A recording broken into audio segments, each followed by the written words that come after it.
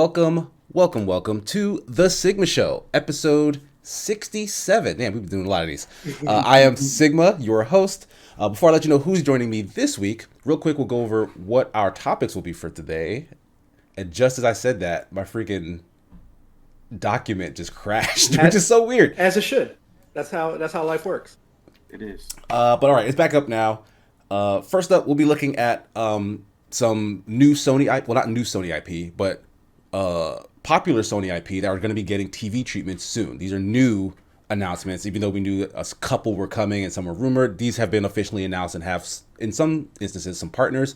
So we'll talk about like maybe what those projects could look like in the future. After that, Xbox, again, long rumored, but is now confirmed to be working on a streaming device, like a little dongle that'll get you access to cloud stuff. We'll talk about maybe how soon we can expect that to come and what are some of the benefits or not of such a service. And finally, we got a ton of Star Wars news, announcements, information, trailers, etc. over the past week. We'll talk a little bit about some of those projects, ones we're excited for, some we're maybe not excited for, and how we've been keeping up with this deluge of Star Wars content. And with me today to talk about these things, Ash Redux. Can you spell deluge for me? I refuse. Okay. What's up, everybody? It's Ash Redux. Yeah, that's it. I haven't streamed in a while. I don't have too much. I'm sorry. That's it for right now. Go. That's fine. That was enough. Superman Jeff 12 joins us. Yep. As well as the Fat Stacks. What's going on, y'all? What's happening? Fat Stacks? The Fat Stacks, The yes. one and Welcome, everyone. Much appreciated. Nick the OG, see you in the chat. Honey Money, welcome. DJ, what's up? Welcome, everybody, to another episode of the Sigma Show. We'll start things off as we tend to do with what we've been playing, watching, whatever you've been consuming and feel the need to talk about. Anyone feel like going first? What do you guys been playing? Me, please. Ooh. Go right ahead. Spit it. Okay. I've been moving. But no, seriously. Nice. No, that's cool. After finally getting semi-situated, I'm waiting for a desk to come in, but my monitor's already on the way. But regardless of that, what I started playing, I wanted to potentially record it, but I just played like the first 15 minutes of it, is a Vampire the Masquerade Swan Song. It's basically like their... that just came out, right? Yeah, just came out. That's their narrative, like Detroit Become Human, Telltale Games type of game.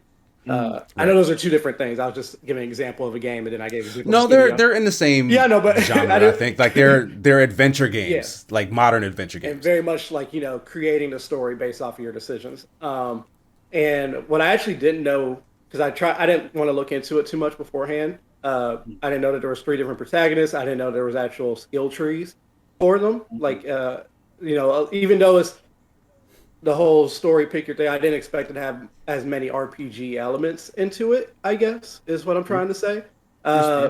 Which actually that was kind of Is that a good thing or a bad thing? I think it's a good thing, because how it's already like, oh, you have to play the game again, and you get those different routes or whatever because you make different decisions. But now it's like some decisions you can only get, like, think Mass Effect, where it's like, oh, if you have, or maybe not Mass Effect, what a game am I thinking of? Where it's like, as an example, if you have enough charisma, you can then... Dragon Age Inquisition? Yes, thank you. That's a very good example. You know what I mean? Yeah, that is a pretty RPG and then, type mechanic. And it's not even just like the stats. There's even like abilities that you can use.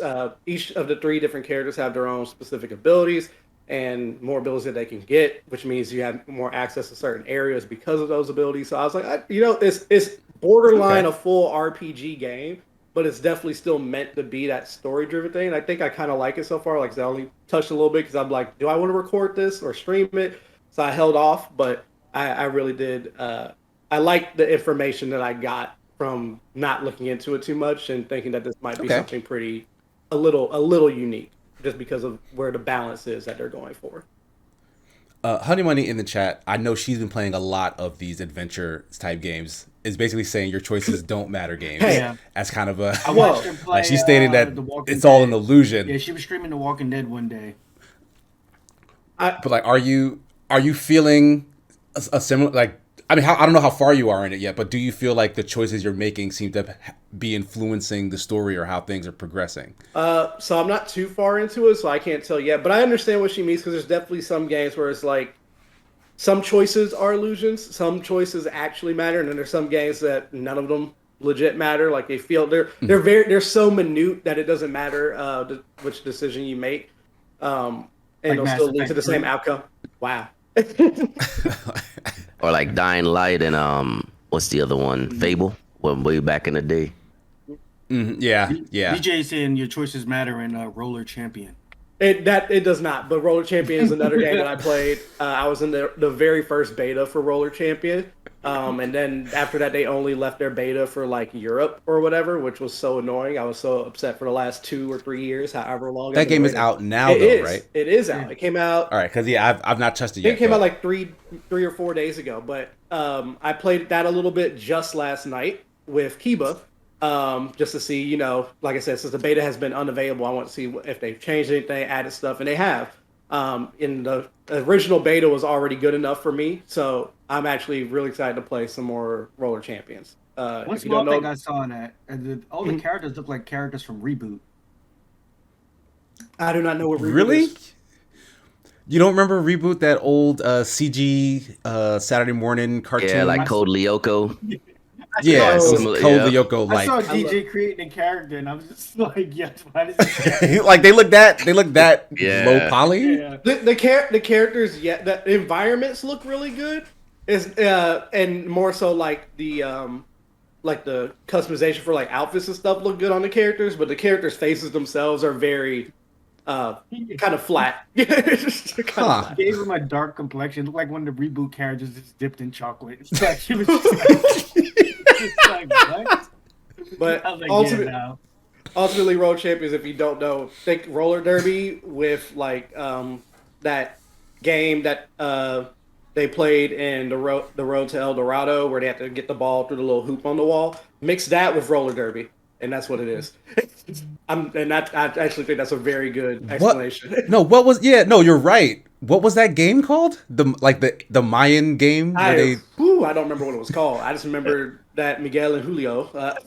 Yeah, like you could only use like your elbows and knees or something, and you gotta hoot it. Yeah, you're right. That is what that's like. Yeah, mine is obviously only using the elbow part, but roller derby mixed with that kind of, I feel like, is a good way to think of how it plays. The more laps you Chat, if anyone knows what that ancient game is called, please Please tell put me, that. because it's gonna rack my brain for the rest of the show. And one of the best parts about it is that you have to get one lap around the rink before the goal even opens up. But if you do one lap, you get 1 point if you shoot and make it in. If you do 2 laps, they give you 3 points. If you go 3 times around, then you get 5 points from one goal. So it's like a high risk, high reward type situation. On if you Right, because while you're making that lap, people can like steal the ball and the then ball from you, or just whatever. mess Right? all that up. So it's a fun time. They added in a few new different moves too, including one where you can. It's more.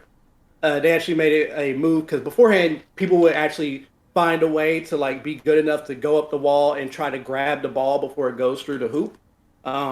Now they actually added a full-on feature because they're like, oh, people seem to like trying to block it. So now they added an uppercut where literally you'll just jump straight into the air where you can technically hit somebody too if they're up there, but you can also just grab the ball if you go up there while they're trying to take a long-range shot. So it's a fun time. It's a 3v3.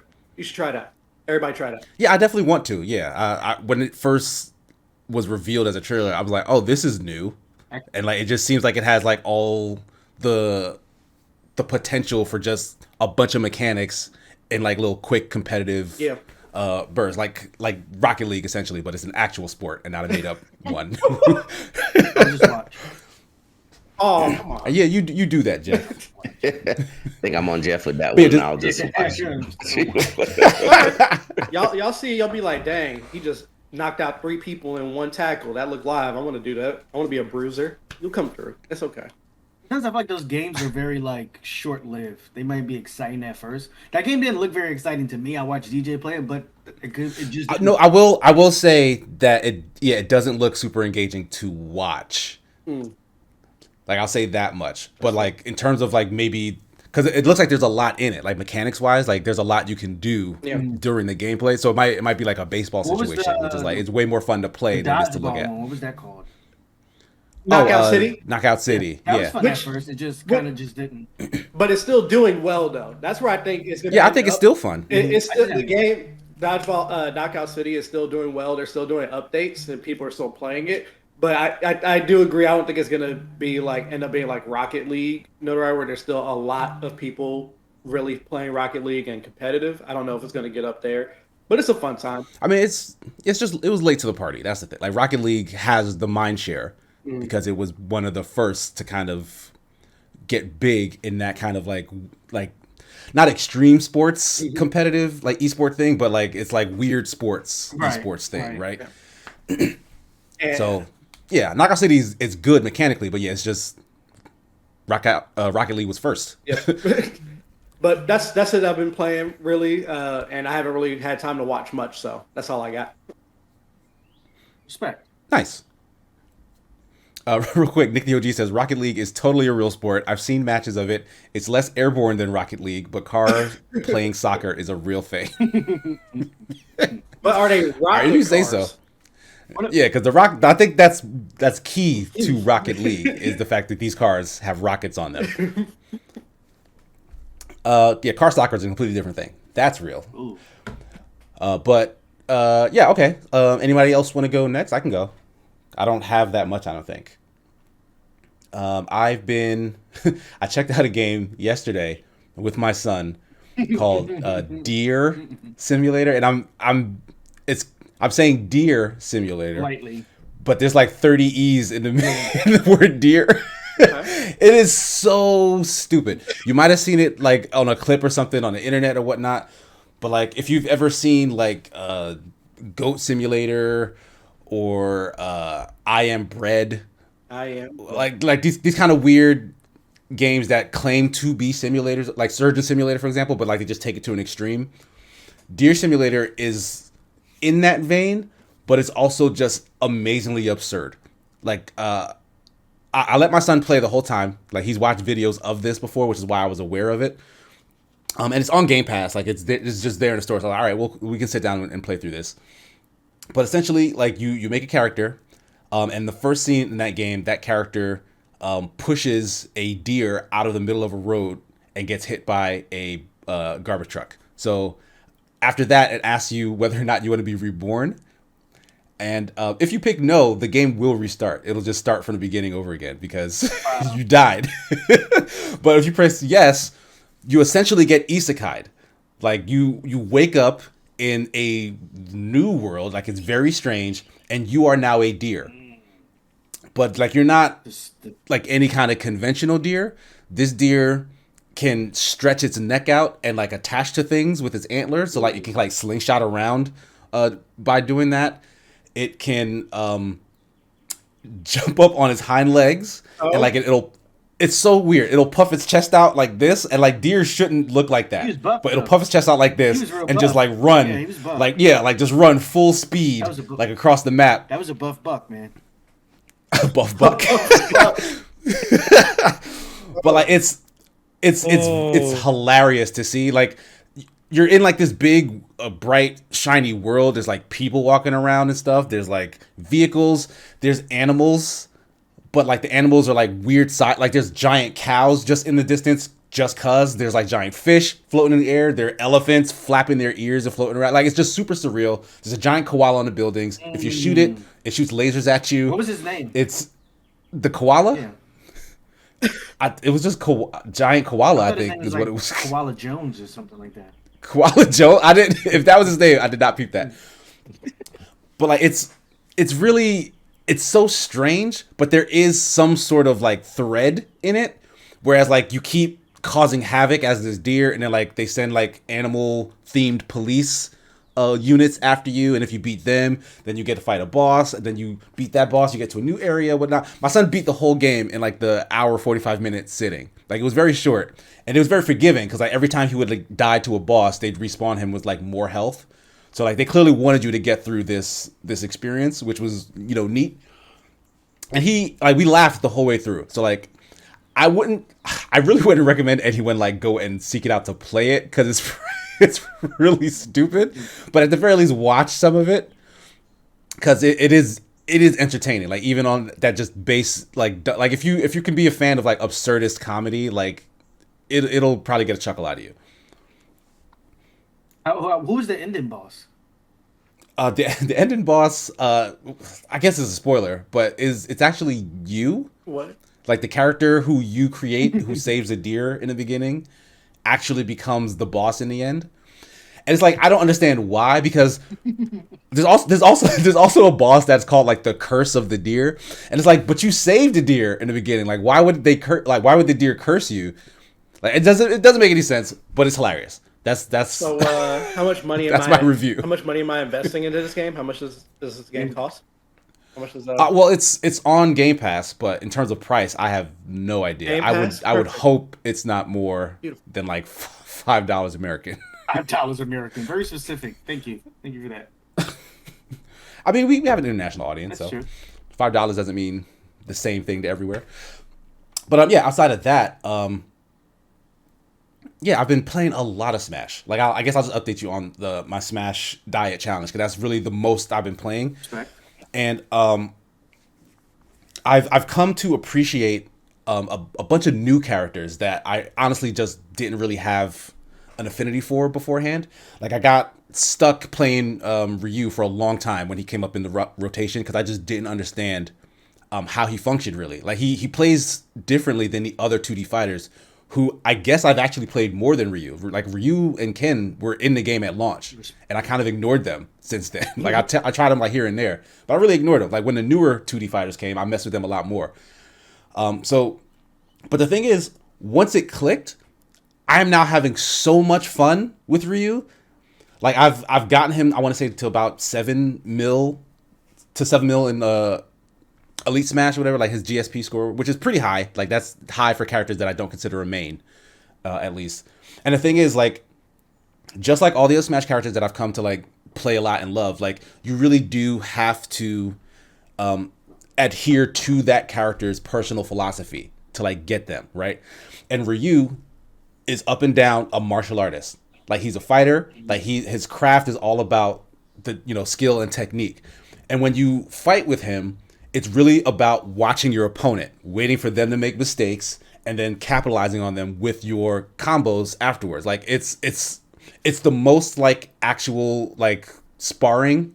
I got a question Yeah, before go you go ahead. on. So I like that you said that. So is that why you couldn't really get the hang of a warrior because you weren't committed enough to understand the Oh my character? No, god. no. That is exactly why I struggled so long with Wario, and I said it multiple times. Like Wario's playstyle requires him to basically be a troll.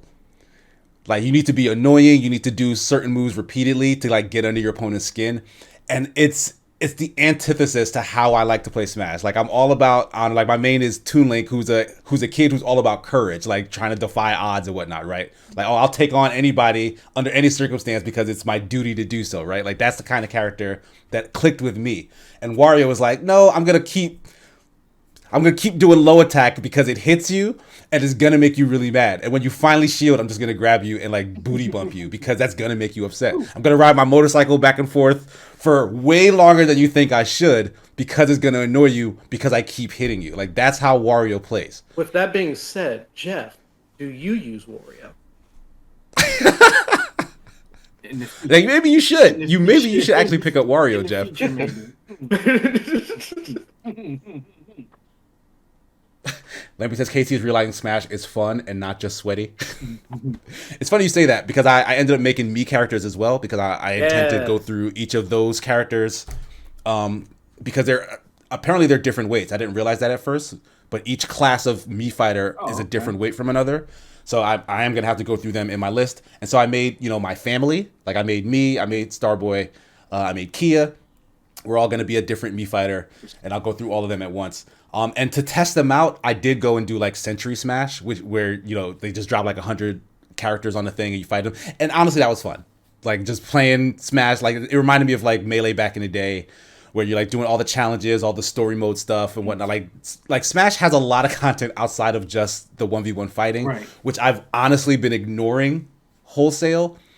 And maybe I can start to explore more of that stuff, especially with my son if he is interested in playing more Smash with me because he kind of has taken a break from Smash. He loves Rec Room on Xbox now, so that's what he's been up to. Nice. But that's it in terms of games for me, honestly. But Ghost in the Shell SAC 2045 season 2 just dropped on Netflix. And if you're not aware, I mean, I'm sure most people know what Ghost in the Shell is, right? Like influential anime, like revolutionized. It's Plastic. basically like one of the harbingers of the Yeah. cyberpunk genre, right? Oh, I gotta check that out. But the anime standalone complex is a classic in its own right. It used to air on Adult Swim all the time. That had 2 seasons. Fantastic show. One of my favorite anime ever. It actually has a sequel series. I don't know if most people know this, but SAC 2045 continues the story from standalone complex. Oh, okay. But they do change the art style. Like it's CG and it doesn't look great, especially at first. And I know that's probably going to rub a lot of people the wrong way, especially how Netflix has butchered a lot of other shows' CG animation budgets. But I will say, if you can get past the first couple of episodes, in terms of like the setup, it really does flow right back into everything that it left off with the other shows, and it gets real hype. Like the story gets really good. Like they're dealing with like this brand new threat, which leans into what I love most about the show is basically talking about that line between like machine and man and like what really constitutes the difference between them, right? Like they're dealing with like a new entity that's blurring that line even further than anything that they touched on Back in the then. last series. So I'm really into it. There's a lot of like really fantastic action too, especially in season 2 early on. There's a fight scene in there that I really want people to watch because it's like a mix of like Equilibrium and I want to say Metal Gear Solid, but that's only like that's a recent frame of reference. Like the action in Metal Gear Solid because I've been playing that recently. But like stuff like it's really good. It's like straight up anime nonsense, but it's like gun fu, gun kata stuff like that. Like it's dope. Like please watch it. I cannot recommend it enough. Nice. Okay. I have to look at that. I'm a big Ghost in the Yeah, Shell fan. definitely check it out. Yeah, last time I watched it was when it was on Toonami. That late at night. Right. Yeah. Yeah. Was it You said Adult Swim? you said this is on Netflix. Yeah, the latest season are on Netflix. The standalone complex series, which I honestly recommend you watch that first Okay. because this really just picks up from there. I'm not sure where that is. Hopefully it's on Crunchyroll because I'm planning on rewatching that too because I want my fiance to actually get into that. Got Because the last thing we've been watching, I've been rewatching Young Justice with my fiance. So we started all the way from season 1. We're all the way in season 2 now, and she's gotten really hooked on it now. Yeah. Respect. And Yeah, and it reminded me like that show actually starts a little weak in the beginning of season 1. Like it's kind of cheesy, Respect. but they very quickly correct that and stop doing some of the things that were very cheap. Like you remember Jeff, how Robin used to just laugh. Yeah, and then disappear. Yeah, like he would disappear and then you'd hear him like giggling in the corner. I'm like, this is dumb. I'm so glad they stopped doing that. But like stuff like that, they did away with because they probably realized it was kind of corny. But like after that, like they really get deep in terms of like character progression, little nuanced things between the characters and their relationships and stuff. So we're going through season 2 now, which I think is the best season that I've watched so far. Season 4. And when you yeah, like Jeff has been telling me, season Man. 4 gets like really good. So I'm waiting to get there, but we will still have to get through the beginning of season 3, which is where I actually dropped the show. Yeah, that's Like, where it's the weakest. It started to get a little I think that was the weakest season. uninteresting there. Yeah. Yeah, so we'll burn through that and hopefully see what Jeff is talking about in season 4. So I don't know, like maybe in another 2 weeks time, I'll be all caught up with Young Justice. Nice. But that's pretty much it for me in terms of what I've been watching. Okay. Jeff and Fat Stacks, either of you have anything to share with the class? I can go or you can go. Now go ahead, Jeff. All right. I don't have much. Got back into Destiny 2. They got the new season of The Haunted, which has been pretty cool. The Leviathan has come back. If you remember, that was just ship with Callus and It left? It left because remember when you beat it, it left. Like he supposedly escaped. Because when you fought him in the raid, it wasn't actually him; it was a machine. Oh right, yeah. Okay, I do remember He that. supposedly left. So what it was hinted at was that the witness, which is the dude behind the pyramids and stuff, that the darkness, the guy behind the pyramids, he has witnesses or kind of like disciples.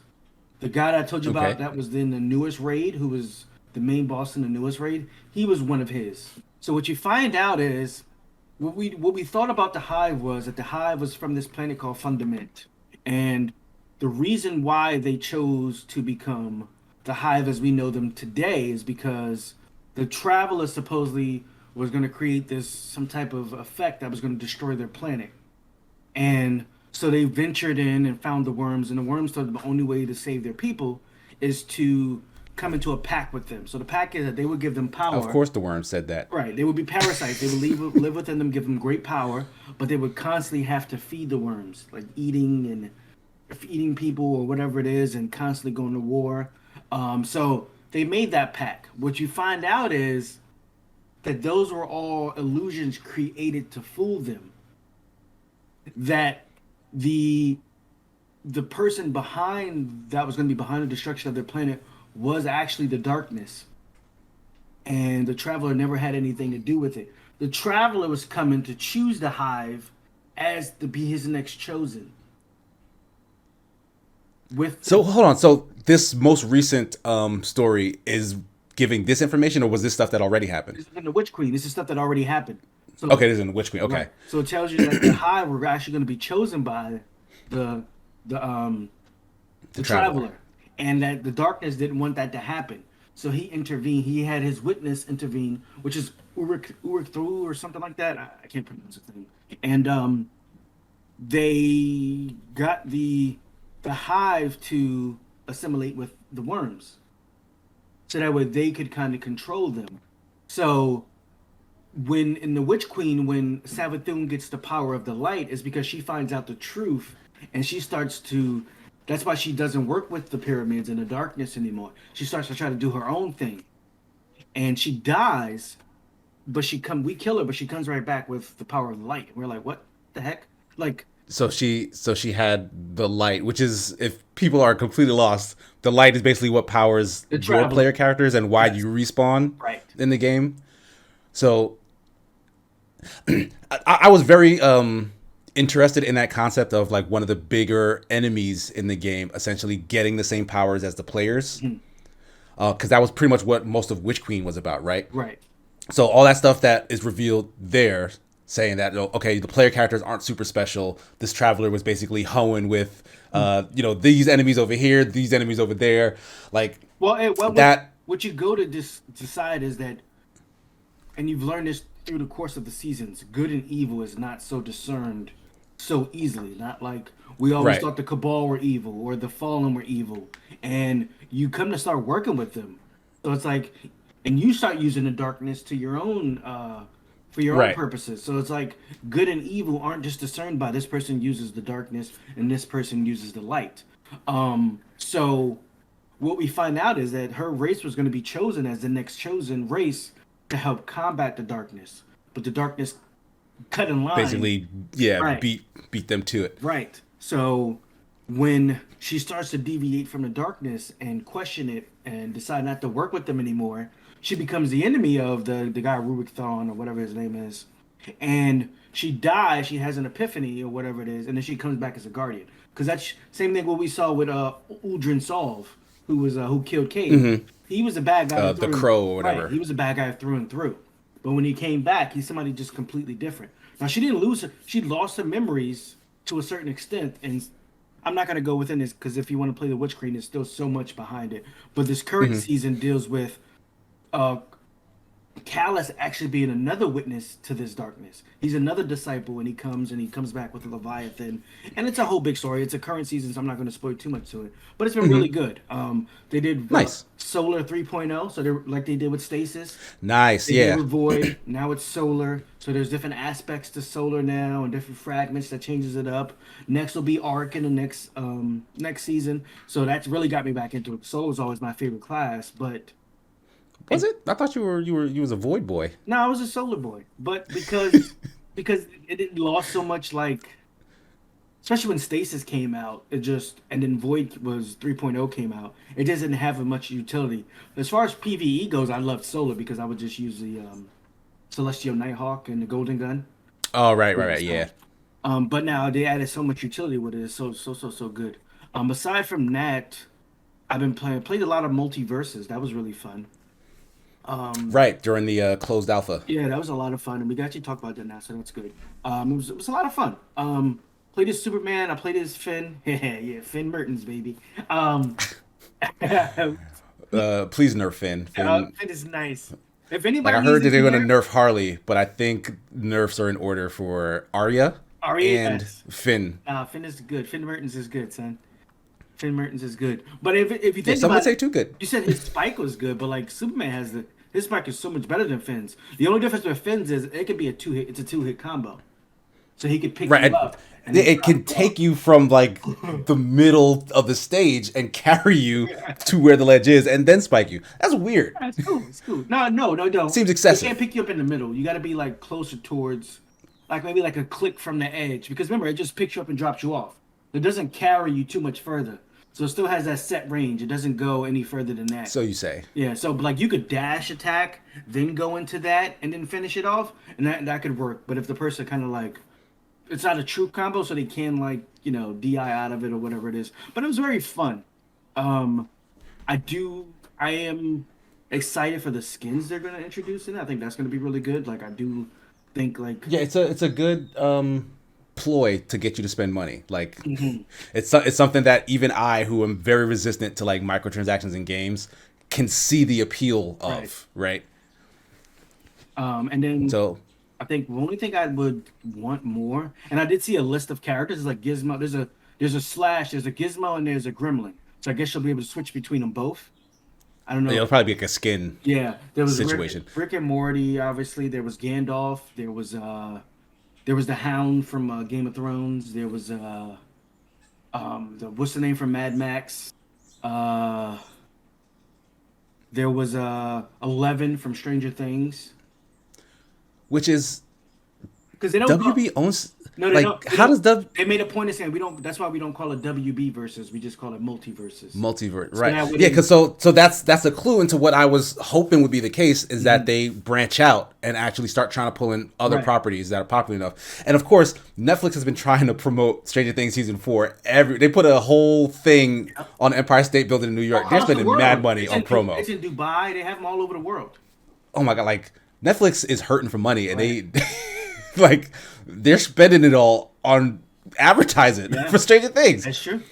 That's why Eleven's in this game. Now, That's it. Yeah, from Ferosa, Nick the OG. Now, what something they did say is that's they want to get characters because of those things. It'll be easier to get them. So if you want to promote your character, you would reach out to multiverses and try to get them in the game, and that's going to allow them to get different characters into the game. There was somebody who I thought was kind of strange, but I mean, I guess it works.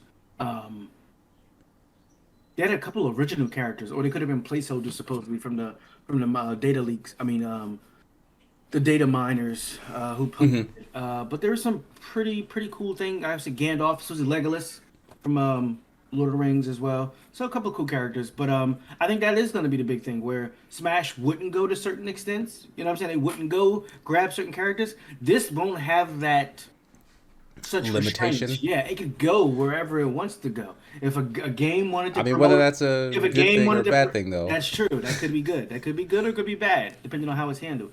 If a game wanted to promote their game, I mean, if a dev wanted to promote their game, they could reach out to them to try to get them into multiverses. Like it just opens up so many windows, but it has to be handled properly. Constant rebalancing, constant patches. Like they're gonna have to have, and I think the game is gonna bring in enough money, even though it being free to play. Like the skins and the characters, as long as you keep them coming, you'll constantly get money, and we see that with like. It'll have a much wider player base too, Right. since it's free to play. And we It'll see be that on with League of multiple Legends. platforms.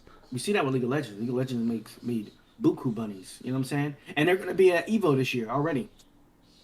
Wait, multiverse is this? Yeah. They announced I didn't hear that. They announced it in the Discord. They said if you're going to sign up for the Multiverses Evo, you have to sign up for Evo first. So they had a whole thing in there. So they're going to be at Evo this year. Yeah. WB must be spending the big money to get. Yeah. I mean, That's- they have a that's- good Yes, they want that market share that Smash Yeah. is leaving on the table. Like Yeah. Smash, they took themselves out. Yeah. They was like, no, we just don't want to be involved anymore. Yeah. Now, I mean, they have a good relationship with Mortal Kombat and Injustice and stuff. Being That's all true. in That's there. true. That is They already- true. They already have a good relationship with them. Aside from playing I also watched the first 2 episodes of Kenobi. Not going to talk about that because we might do some spoiler-free talk about that later. Spy Family. Oh my God, just so good, I heard that's so good. good, so Yeah, good. Anya. Yes, Yeah. she is the glue of the whole show. Oh my gosh, she is so Glue, funny. Her facial expressions, like the way right? she'll misinterpret something and then just run with it in her head.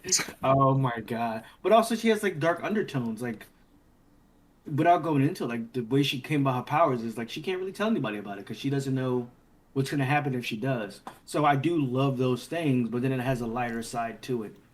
So I think Young Justice last at least most recent episode was really really good as well. I think each episode I've seen, I do love how, and I can't say this enough. I love how they're modernizing the DC universe within Young Justice, where you know things that affect real life people actually go on in the show now. Like where like before you're like, well, how come nobody ever did this or this never happened? Nobody's ever had this. Like you're like, okay, that makes sense. It checks out. It's a lot darker though. I will say it's a lot darker than previous seasons. So that is one thing, but it definitely does a great job. And I even like when the episode's finished, I'll have like little dialogue going on after the episode and like a scenery piece. I might be looking at a chair and a Superman's chair and like the oh my god, I was about to say the Sanctorum for Doctor Strange, but Yeah, that's not what that's called. no, it's not. But it's might be looking at his chair or something, and people are talking in the background and they're giving insight to what was going on in that episode while the credits are rolling. So it's like little things like that I thought were pretty cool. Nice. That's all I got. All right, good stuff. Real quick. How about you, Fast X? Oh, no, No, go go ahead. I was just gonna say for the multiverses, I really hope they add Samurai Jack. Warner Brothers already distributed Samurai Jack, so there's no reason they can't put him in there. That'd be cool because he is from. Yep. I mean, he was on Toonami. Yeah, he's a Cartoon Network character. Yeah. Yeah. There's no reason he should not be there. I think that's the best addition I think I've heard so far. Good job. All right, now go. That's sorry. I just want to say that. I'm hoping to see Samurai Jack as well. So AC never really cared for Samurai Jack, so it makes That's Shut crazy. up. That's crazy. It makes me too excited. Shut God. up. No, go ahead, Fast X. I haven't been doing much lately. Did some barbecuing myself. Ooh, ooh, You know, I had on. pictures up on the socials. yeah, check that out. Did I put it on? Yeah, I put it on the socials on Friday. So I did a bunch of that. Really haven't played. I'm really waiting on Mario Strikers Battle League. Oh, okay. Yeah, that's coming June soon, right? 10th. Yeah, June 10th. I'm waiting on that. Unfortunately, I got work that day, so I won't be able to touch it. I won't be able to touch it until like that Sunday. So yeah, so I'll definitely be playing that. I'll Other definitely watch that. Check you out. You gonna stream that? Oh yeah, I'll check that out. well, because I like Captain Tsubasa. I don't know if any of yes. you ever. It's an old anime, but it's also So you've a been game. playing that game? The mobile game. No, Is it a mobile game? I have it on the Switch. Yeah, like Oh. it was a they recently released like a full on console game Oh, for they Captain did? Tsubasa, right? Yeah, it's Yeah, like how is that actually? Because I was actually very curious about that once I saw it. well, it's interesting to play it. That's all I'm gonna say. I played it like way when it first came out. Like I streamed it, way okay. when. Yeah, so like of course with the gameplay, it's one of those like if you don't have the good characters, you're gonna get tossed around online because you have to have certain characters in order to compete online, and online presence isn't really that heavy when it comes to that particular anime game. Personally, I liked it. You know what I mean? The mechanics are a little different. Of course, you can, if you have certain players together on the field, you have combined effects.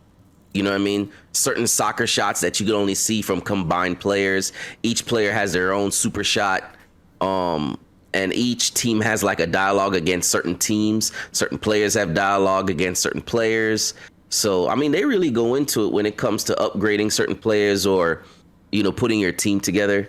So it's pretty interesting in itself. I haven't played it in a while, so. I'm curious. Like you say, like you need certain players. Is it a gotcha game?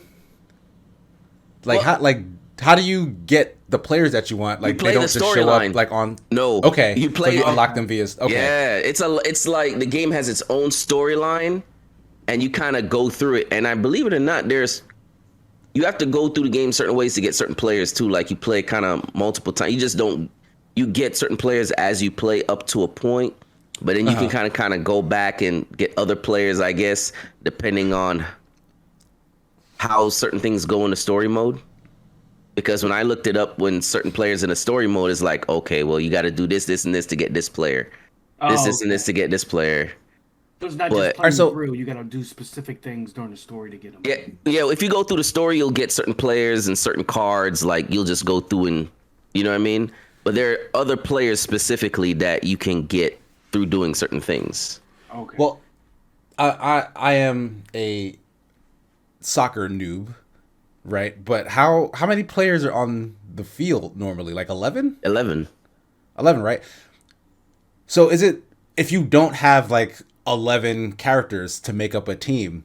No, you'll Like, have who else is on your team? no, you'll have 11 characters. It's like a slew of other players, not just the main characters in the game, but you also have all the support characters too. So like if you watch the anime, like I said, it's an old 80s anime, by the way. So, but They have a like, newer one, I think, too. But yeah, but Like a remake or like a continuation? That's like they have little movies and stuff. Like I've seen like they've had like the OVAs or whatnot of the old one. Like I said, it's Captain Tsubasa is an old one, but the characters that they have in there, the players, they're all in there. You know, so you're gonna have a full team of the different teams in there as well as their World Cup, their country teams as well. You know what I mean? So, and of course, you can have a custom roster because when you play online, it's a custom roster that you can make of players that you have. Which that's why I said that's that's where that makes sense then. Yeah. So, you know, like when you're making your custom roster to go against somebody else's custom roster, that's where like, yeah, you got to have the OP somewhat players to kind of, you know. But other than that, I mean, for what it is, I think it's, you know, pretty interesting to play. Like I said, I haven't played it in a long time and I have it for the Switch. So, Yeah, definitely a much more interesting anime adaptation than, you know, what we usually get, which is, you know, a fighting game. But it's based on sports, so it makes sense that it's a sports game with an anime twist, right? right. And like I said, the training mode and all that like teaches you all the, you know, all the moves and everything. So it's pretty detailed for what it is. So, but I just like all the cinemas and everything that goes in with it. Like when you go do a shot at the right time. Like, you know, if you ever remember like Double Dribble with the animation and Tecmo Super Bowl way back in the day. Yeah. Double dribble. But this has the Ever do a close up when you were dunking? yeah, Like, you know, yeah. Yep, this has a like as when you do a special shot or something like that, the camera just like closes in on the shot and everything. I mean, it gives it this nice little cinema or whatnot. So, yeah, I definitely enjoyed playing that way back when. So I haven't touched it in forever, but side note, I did try to find it, that 2018 Captain Tsubasa. I don't know if it, because I never watched it, if it's supposed to be a remake, but it looks like it starts kind of like from the beginning of the OG anime. So I'm not sure. They tried to keep the same anime, like the art style, but just make it look more like updated.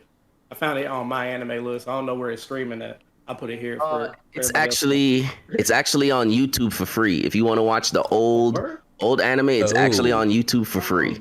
Just look up Captain Tsubasa, and it has all 128 episodes. Damn, it's a lot I of think episodes. so. Good But time. remember the style of anime back then. It's very like, you know. So don't get too excited with the. Right. Yeah, I tried to go back and watch Prince of Tennis, which was man. very old, and like yeah, Prince of Tennis is I another one. I couldn't stay with it. It was too old. Well, try the OG. If you don't like the OG, like if you can't get into it, maybe try the 2018 one. I don't know where they streamed that one at though. I tried to find it. I don't know if it's only been on TV in Japan, and maybe that's why it's not showing up on like Hulu or something. It said it was on Netflix. You might have to use you know, other means to watch it. To watch Netflix. You know. But yeah, all I know is the old version and even the movie, I believe, a couple of the OVAs is on YouTube for free. So, All right. but yeah, other than that, I'm just waiting on that, and I haven't really watched anything other than trying to. Well, Hunter x Hunter. I hope they go to the Dark Continent. It's I coming really back. hope so. Yeah, like there's confirmations that we're gonna have more Hunter x Hunter now, right? Manga though. Yes. It said the manga. It didn't say anime. I don't care. I just need Well, it. I mean, what the anime would have something to draw from, which is enough. In the anime, I mean, in the manga, they're already past the Dark Continent, I think. So they already had the But they're on their material to way. do- Yeah. They're on their way to the Dark Continent still. In the manga, no. So hold on, they were finished arcs they in the were still- manga. They were still flying to the Dark Continent. There was still a bunch of stuff going on the ship. On on to the way Dark there. Continent. Yeah, Yeah. it was like a secession war or something like that. Because I knew there was a little more in the manga, but like I remember hearing that the stuff that was next wasn't finished, right? Like it like there, it's not like a completed arc that's sitting in the manga. Yeah, and I think that's why the anime did keep going. Yeah, like that, and that's why it made sense to me that they wouldn't try and adapt it because like the story's not finished. But there was an amazing. He didn't part say he at was coming Timeless. back for good though. He said he was coming back for a couple chapters. I mean, that's all you can promise, but I'll take it. Yeah, like at this point, anything is better Right. than Yeah. what we've This- had, which is This has nothing. been the longest hiatus out of any Yep. anime. I mean, any manga ever. Yeah, well, everybody's waiting on because the way it ended in the anime, it's like we all know there wasn't enough material Right. once the anime ended. So it's like, well, because in the manga, obviously, with the amount of content that he could put in there, it can be adapted. Just a matter of how long it's just gonna take for them to do it. But yeah, I was kind of like, what? It's like, please, something similar to the Chimera Ants. That whole arc was just, It's fantastic. Yeah. man. The Dark Continent art was shaping up to be pretty good. Like the stuff that was going on the ship was pretty interesting. The fact that when they introduced the Dark Continent arc is like, oh yeah, the Chimera ants came from the Dark Continent. Right. Oh okay, Right. yeah, they're like the bottom of the hierarchy there. That's why they're like trying to get out of the Dark Continent. It's like, excuse me, they're the bottom. That's the thing, bottom. Like, the Chimera ants weren't that strong, and so they started consuming nin users. I know, but it's still Right, crazy. that's true. They have that ability, so it's like Right, the yeah. other things on the Dark Continent have Nen, but they couldn't even try to consume them. That's why it's still like that's still insane though. They're still the bottom. But yeah, no. I hope they do keep going strong because I want them to animate what no spoilers what Hisoka was doing in the manga. Yeah. Yeah. Hisoka turned way up. I'm ready Yeah. to see that. That's crazy. That That's made a it. good point. After a while, it's not a hiatus; it's just canceled, and it comes back. It's renewed. You right. I mean, sort of, but Well, then he's- like it's like the pedigree, right? Yeah.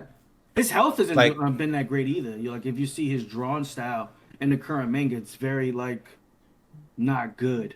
Like it's not very good at all. But it's also because his health hasn't been that great either. So I feel like he should have someone else draw it so that way he could just focus on giving them the story, the picture. You know what I'm saying?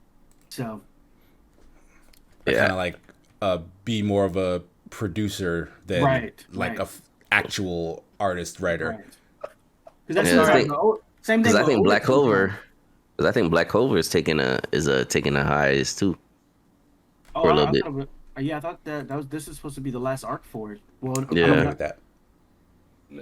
Nick, somebody help Nick. Help him.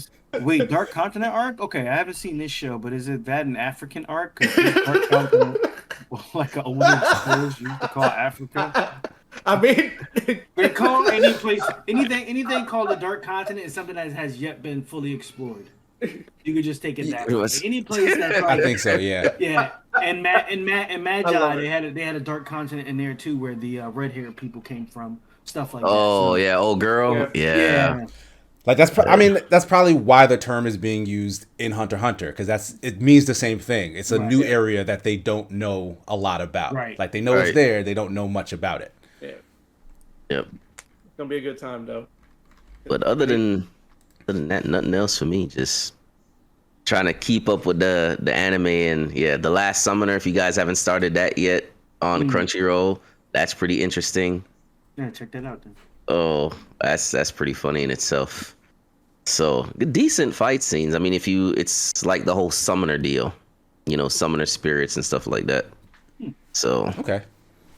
but yeah, I'm definitely hoping Hunter x Hunter comes out with enough to kind of give another arc in the anime. Do you think this is the last arc? True.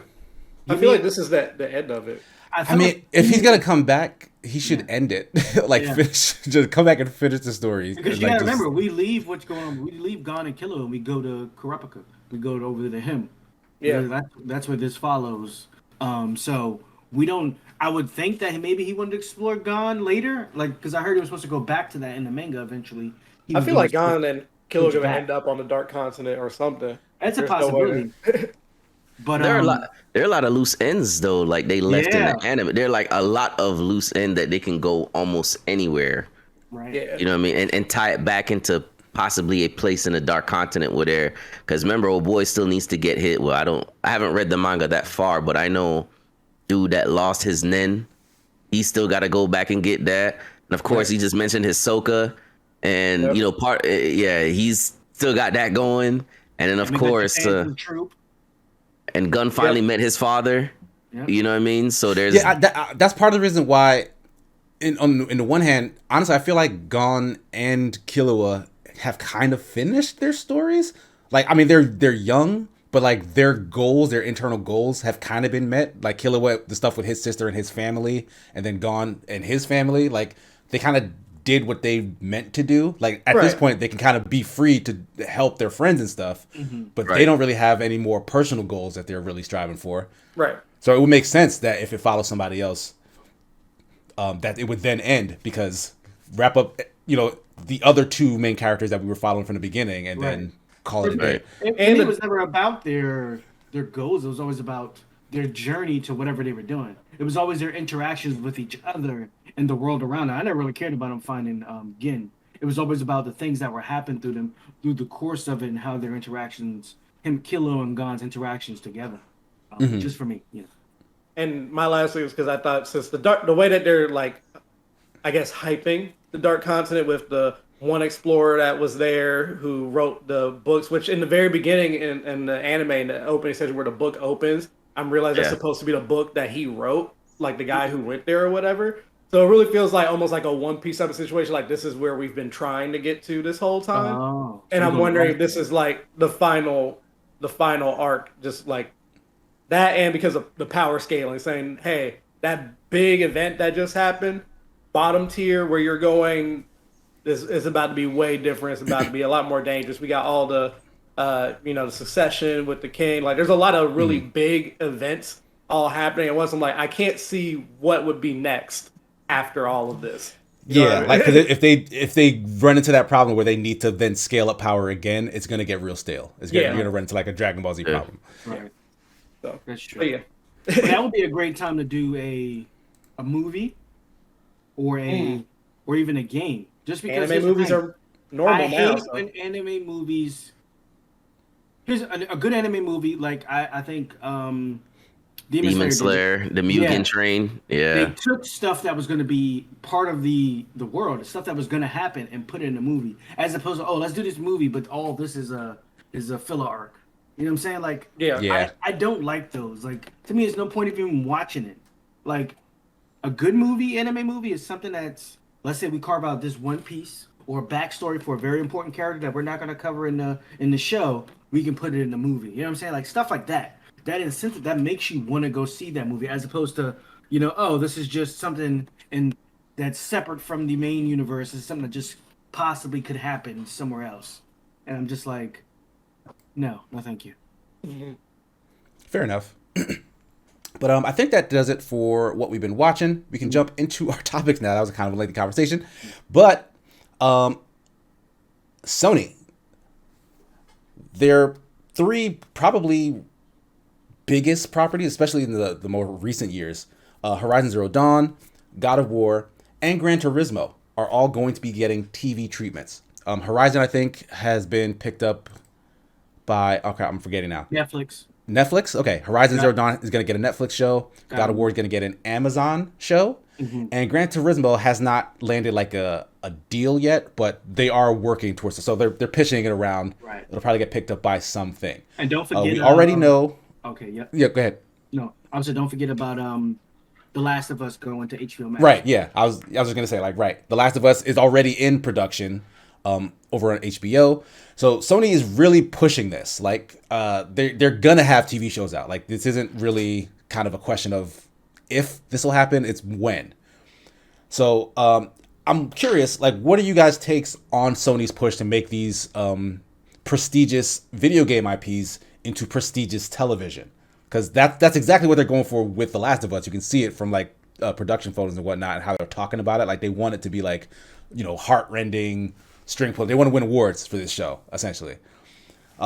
Do you see that in the future for these other properties in the direction that they're going? Like, I'm curious. As long as they don't take the same approach I feel like Halo took. I feel like they wanted to be so Uh, different from the source material that they alienated like 90% of the audience that would be watching it. Like now I have no interest in watching it at all. Like they yeah, alienated I've only 90, heard yeah, bad things about Halo, 90% honestly. of the people who would watch it because they, oh, Halo, I love that, blah blah blah. It doesn't necessarily need to follow it directly, but I think you should still educate yourself on the source material.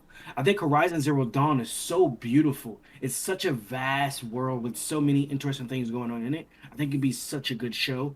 God of War, same thing. But here's these things, like you have to nail these things. These because you're gonna get ripped apart if it's not good. I Yeah, mean, like like Sonic, like that yes, first Sonic. ripped People weren't apart. having Mm-mm. that. Like it's just not gonna happen. Um, The Last of Us, I feel like it's gonna be in really good hands. I feel like that's gonna be really good. But they're definitely using the power they have from their games to reach out to other mediums. That's one of the reasons why they got Bungie, so they can start to shop Destiny around to movies and stuff like that That's true. Yeah, because of they're the gonna try to world. transmedia that as well. Yeah, like they're doing stuff that the Nintendo was very hesitant to do at first, but they're slowly doing it now, like the Mario movie and stuff like that. Hmm. We had the Star Fox and Zelda Like Netflix, animated yeah, shows or something. but then that got canceled because the word got out or something like that. So they're Right. definitely utilizing these things because there's such a big draw. There's such a big draw. Like these are the properties that where if you announce these for a movie, the audience would be that of the size of like a Marvel movie. That's how much the anticipation would be. So, For you, really? For these Sony properties, you think? oh yeah, For yeah, for God of certain, War, for, for for God of certain War, games, the God of War probably could be a big one. yeah, Worldwide though, like worldwide, it could be a big one. yeah. I like as big I don't know and as about long Marvel lasting money, as but God of War is. Yeah, like I feel like you're kind of underestimating how big like Marvel is No, as no, a no. cultural I don't thing mean right like now. I mean like the so when they announced like Doctor Strange and the Multiverse of Madness, the hype around that and the how much people were anticipating, what it's gonna do, what's gonna happen, how much money it made, like opening weekend and stuff like that. I could see God of War having that same atmosphere, that same aura around, like oh, people reserving their tickets like 2 weeks out, like stuff like sold out shows. Like I could see that happening with like God of War and even Horizon Zero Dawn if they were movies. That's just my take on it because there's I mean, such. well, I honestly disagree with that. Like, I don't think that level of hype exists for these franchises as Ooh, like stuff in because the Doctor Strange thing, if it hadn't been for all the other Marvel things before it, I don't think that level of hype would have existed for Doctor Strange either. So like, what you're getting at is like, if there had been some sort of like Sony connected universe that led in with I first think the God more of like I the think God bigger touchstones, like if there was like a big and there were Tomb Raider movies, but you saw yeah. how well those did. And I that's not think even like a Sony thing, right? It was just things people would have associated with Sony in the that's true. height of Sony slash whatever. So like I don't know. I feel like video games have a much bigger battle. Like it's in the same boat as like comics did, I feel but like what God Marvel of has done is War unprecedented. God of War is to me I feel like it's so synonymous. There's nobody who doesn't know what God of War is. Like I feel like that is so far I reached. think I think you're too ingrained in like gamer culture. There are definitely people who don't know what God Okay, of I War can see is. that. Okay, I can see that. But I feel like anybody, but how many? I feel like gamer culture is so involved in everything else. Nowadays, who doesn't really play video games? So it's like the most people who touched a video game know what God of War is, and I feel like that would be the audience. And then people it would obviously, once people see the trailer, if it looked good, then it would start to go out to other people who really didn't, who aren't Like really that. familiar with it. And the title No, of go it, ahead, Ash. I was gonna say, and the title of it is really easy to digest. God of War. People, if someone hears that, right, they're already thinking, okay, action. If you're already just a fan of action movies and you like watching movies, you'll probably at least look up a trailer. Just the title alone, I feel like will get people at least to look at it. And then, like Jeff was saying, if it looks halfway decent, which as long as they put money into it, there's no reason it shouldn't. Right. And just like it's an easy to digest. I feel like type of movie if it was a movie or just TV show. Yeah, obviously there's a lot more depth when you're playing the games, especially with the more new ones and a lot of the things going on in the background with the characters and everything. It's not saying it's like not complex, but it's easy to digest where you just think he's killing gods. That sounds cool. You know what I mean? No, so yeah, it's easy appeal to everyone thing too. Yeah, I 100% agree with that. Like, I think that's the biggest strength that not just God of War, but all of these Sony IPs have, is that outside of the world of video games, they're kind of derivative. Like they look and sound like other things that have been big in the media before. Like God of War is just Clash of the Titans, which was like a big movie franchise, right? Horizon Zero Dawn is probably like Avatar, like James Cameron's Avatar. I would like Jurassic Park meets like the Hunger Games. So like, yeah, I mean like it's Jurassic something. Park meets the Transformers. That's kind of. You know what I mean? But right, it's like there's some sort of like big budget movie equivalent that sort of already exists for like The Last of Us is freaking The Walking Dead, and again these are going to be TV shows, so like it's going to be a different kind of marketing spin because you need to get an audience who's like constantly watching it and talking about it over an extended period of time versus like big hype for like a single weekend viewing. So I like Sony's in a good position to make this stuff pop. The Gran Turismo one, I'm a little more skeptical on. I personally like racing stories. Like I've never seen a bad racing movie other than the Cars sequels. I feel like Fast and the Furious has covered enough racing stuff. I'm sorry, I was not thinking of Fast and Furious when I said racing. I do not consider Fast and Furious racing movies. I was thinking something like Ford versus Ferrari. Oh, like the Turbo Snail. Turbo Snail, I guess counts. Yeah, that counts. That's a racing movie. That was good. So use it. But yeah, I was honestly thinking more like Ford versus Ferrari. And there's another one that I cannot remember the name of right now. And that Grid game most recently had like a big story mode in it that I've been meaning to check out because I was actually really interested in that because they were putting story mode in it. Speed have like a movie type? Yes. Yeah, Need for Speed did have a movie. Yeah, Aaron Paul was in it. Yeah. But see, what they should have done, like what they did with Assassin's Creed, they should have made that a TV series. I think Assassin's Creed, instead of a movie, would have been better adapted for a TV series. Yeah, that definitely would have been. And I was going to actually ask that the other maybe. They should have did the movie like the game is when it comes to Assassin's Creed. You should have spent. See, that's the thing. You should have spent most of your time in the Animus. Like that's most of where your time should have spent. That's like, half the movies in the Animus. Like everything outside of this I have this weird. I had this weird revelation because of Assassin's Creed. Like I reviewed it back when I was doing like video essays back in the day, and honestly, it made me realize they could not have done the Assassin's Creed movie any better than they did. They took all the right lessons from all video game movies that came before it. They matched the aesthetic. They decided not to retread the game plot. They instead used elements from the world, and then they told you the story as it was in the game, but with a new character and a new situation. And it did not work. And the reason it didn't work is because the game Assassin's Creed is a lot more fun to play as a game than it is to listen to as a story. And that's just the bottom line. I'm not with you on that one. If they had made agree.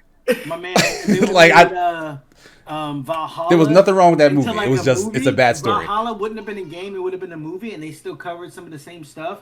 I feel like that would have been good.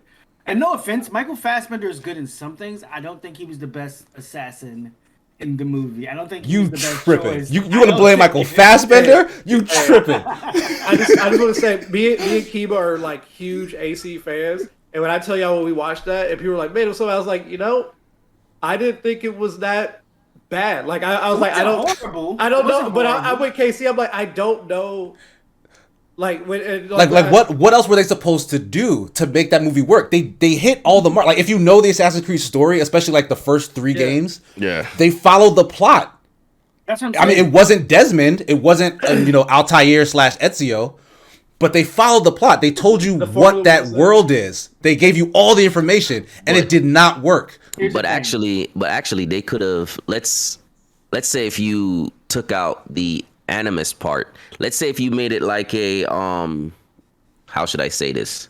I really don't want to say certain things, but they made it like a secret squirrel type deal.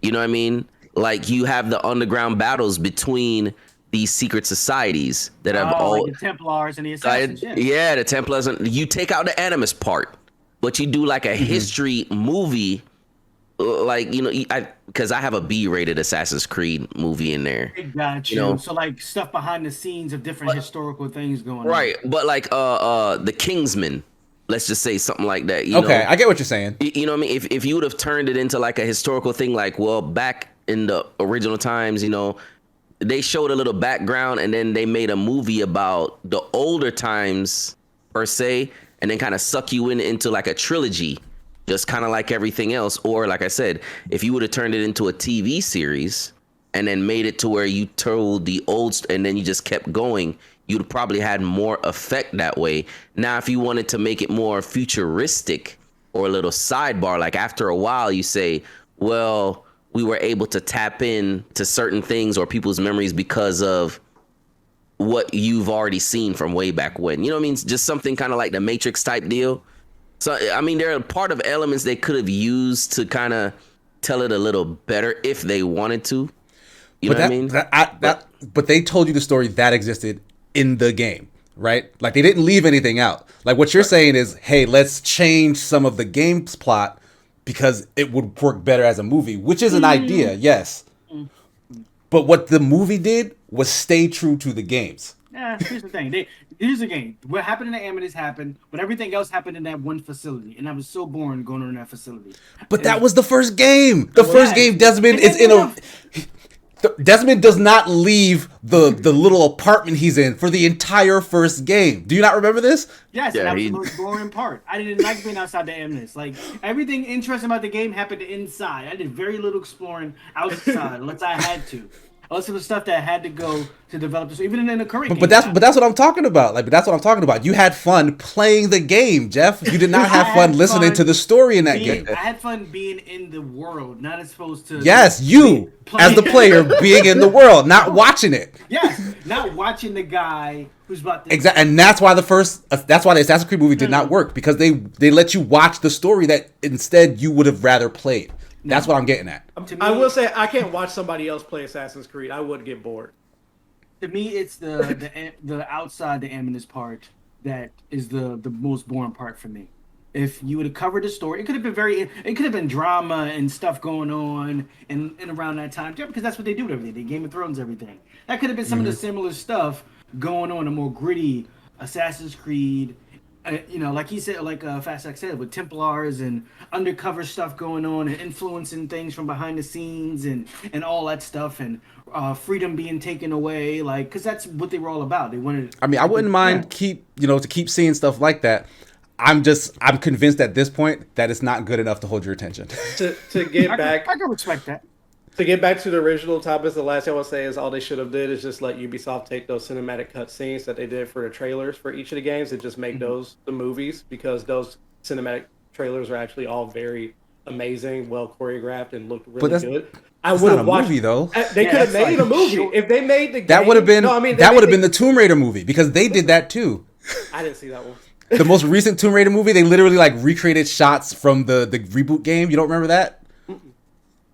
Well, exactly. That's exactly why. That is exactly why. I don't want real people. I want like literally the team who made the cinematic trailers to just make a full like little CG whatever movie like that in that style, because it looked really good. Like I could watch an animated Assassin's Creed, just the actual thing. I could watch that. The thing is, there was a good animated Assassin's Creed movie. It basically takes place after Assassin's Creed Revelation. It's called Assassin's Creed Embers. Oh, that was really good too. See? Yeah, that was actually really good. They just need those. They don't need. But it was a continuation of like of Yeah. Ezio's story alone. Yes. Like it had When no he anime died stuff at in the it. end. He was an older man. He was training Right. somebody. Yeah. And I think that actually led into Another some of Assassin's Creed game. the 2D Assassin's Creed spin-off Yeah, games that There's came 3 of afterwards. them. Yeah.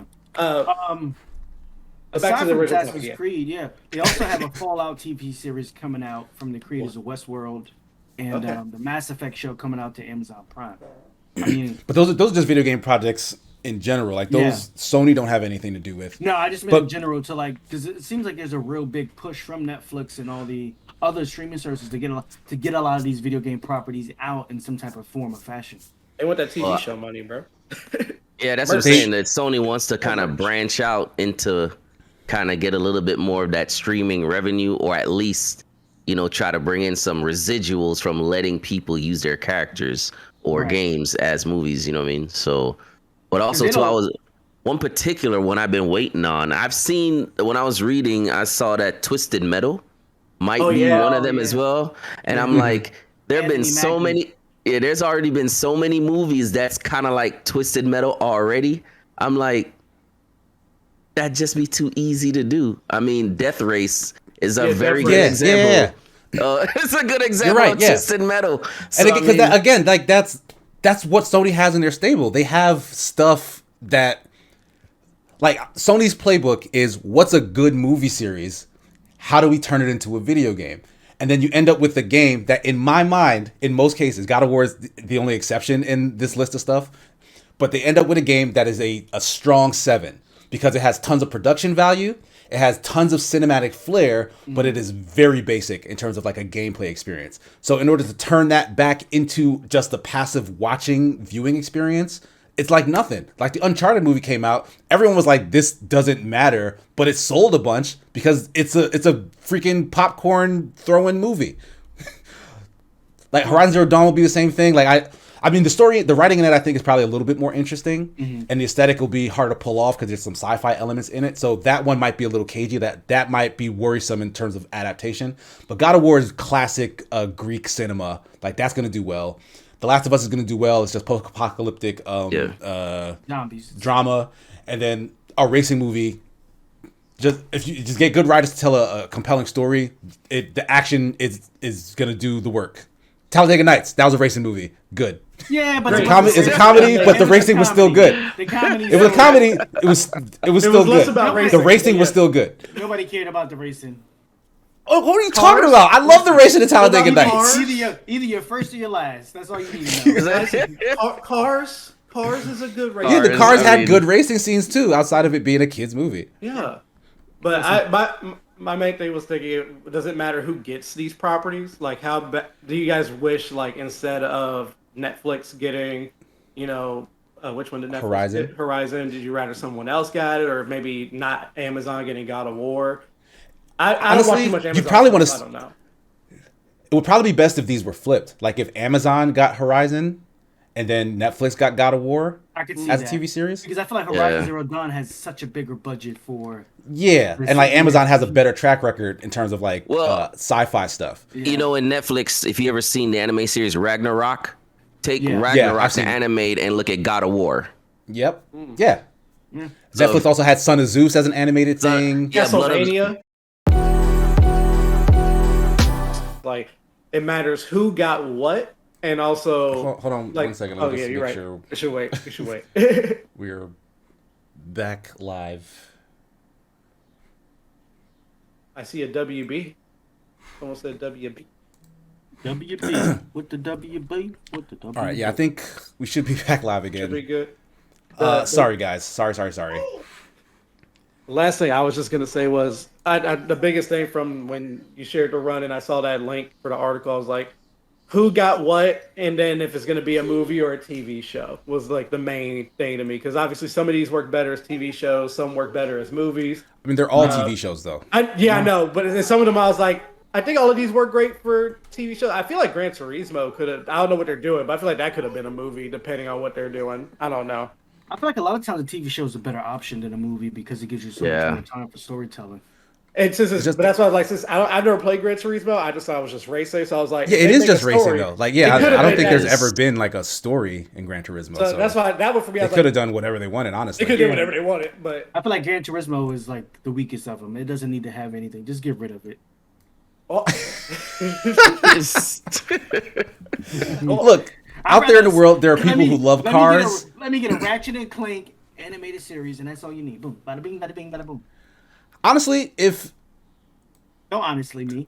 Gran Turismo is a Japanese, if it's about a Japanese racing story, I don't know, because Initial D is a fantastic anime. I just not He said did. that. I just not said that. Okay, so you brought that up. All right. I just So not said, we were talking it earlier when before you got back on. Yeah. yeah, like if they can turn Gran Turismo into something in that vein, that'll probably be like a breakout hit that's better than both of these other shows. In all honesty, because Initial D is fire. I concur. All four seasons with the OVA.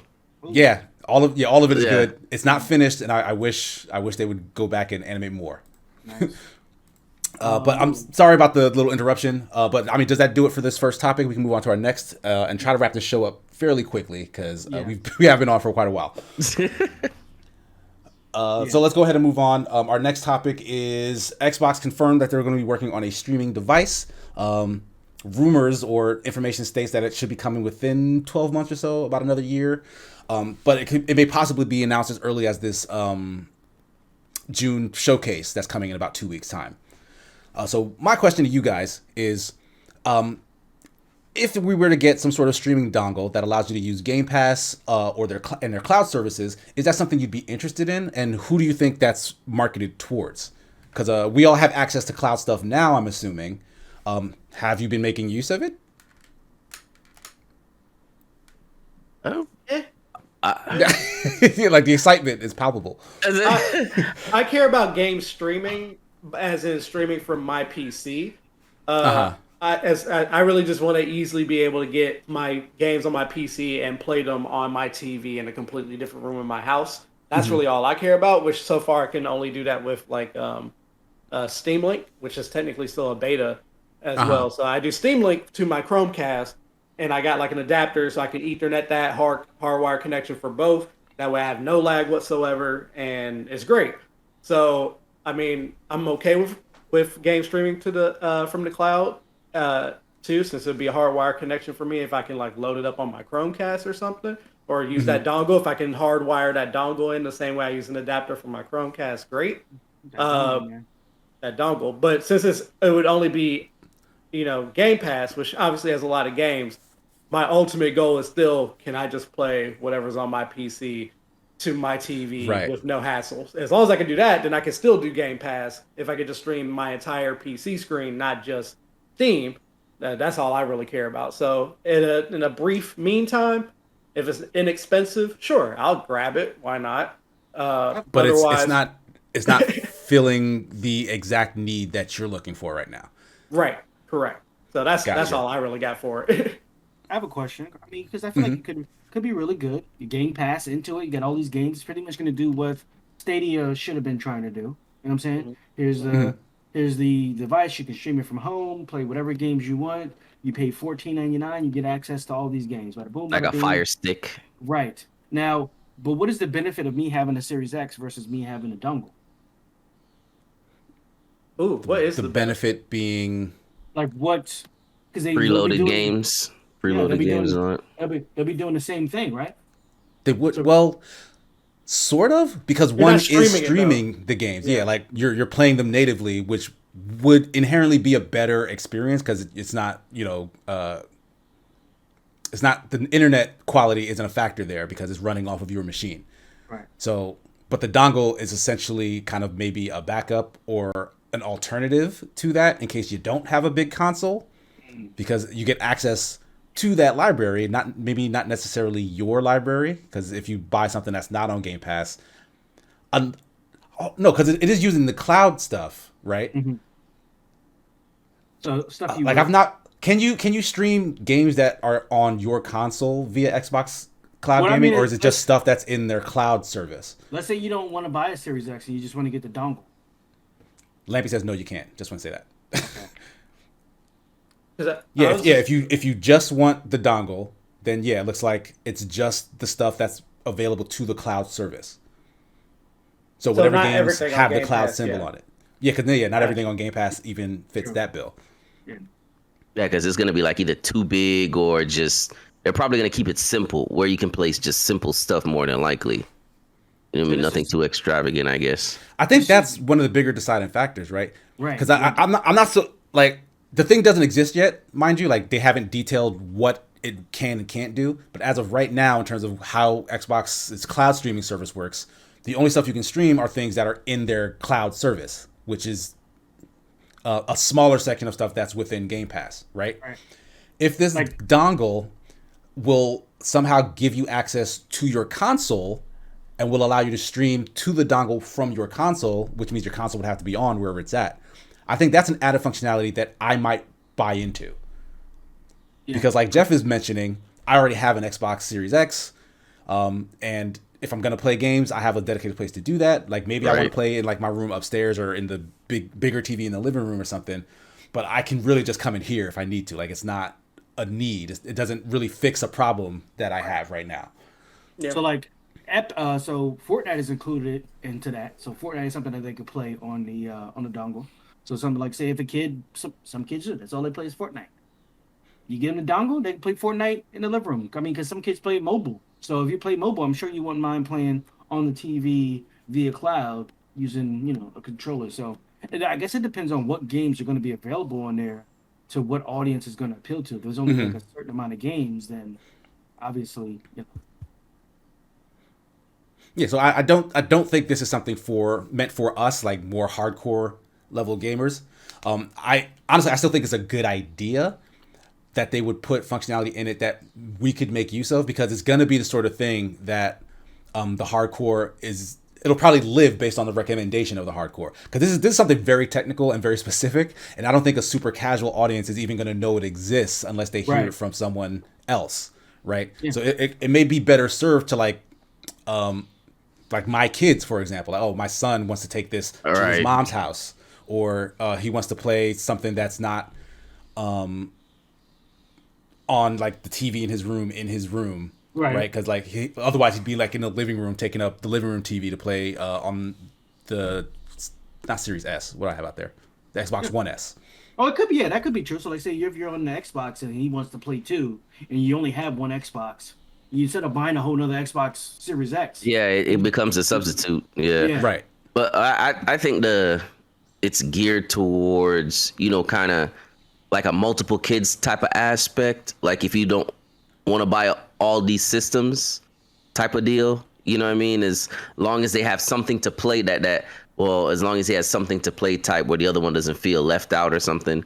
Like if you only have like one system or something, like, yeah, you guys can play the same game and, if you can interact with it. I don't really know the whole setup of the whole, what they're putting in there, but, if you're able to, for your kids or something like that, I can see that.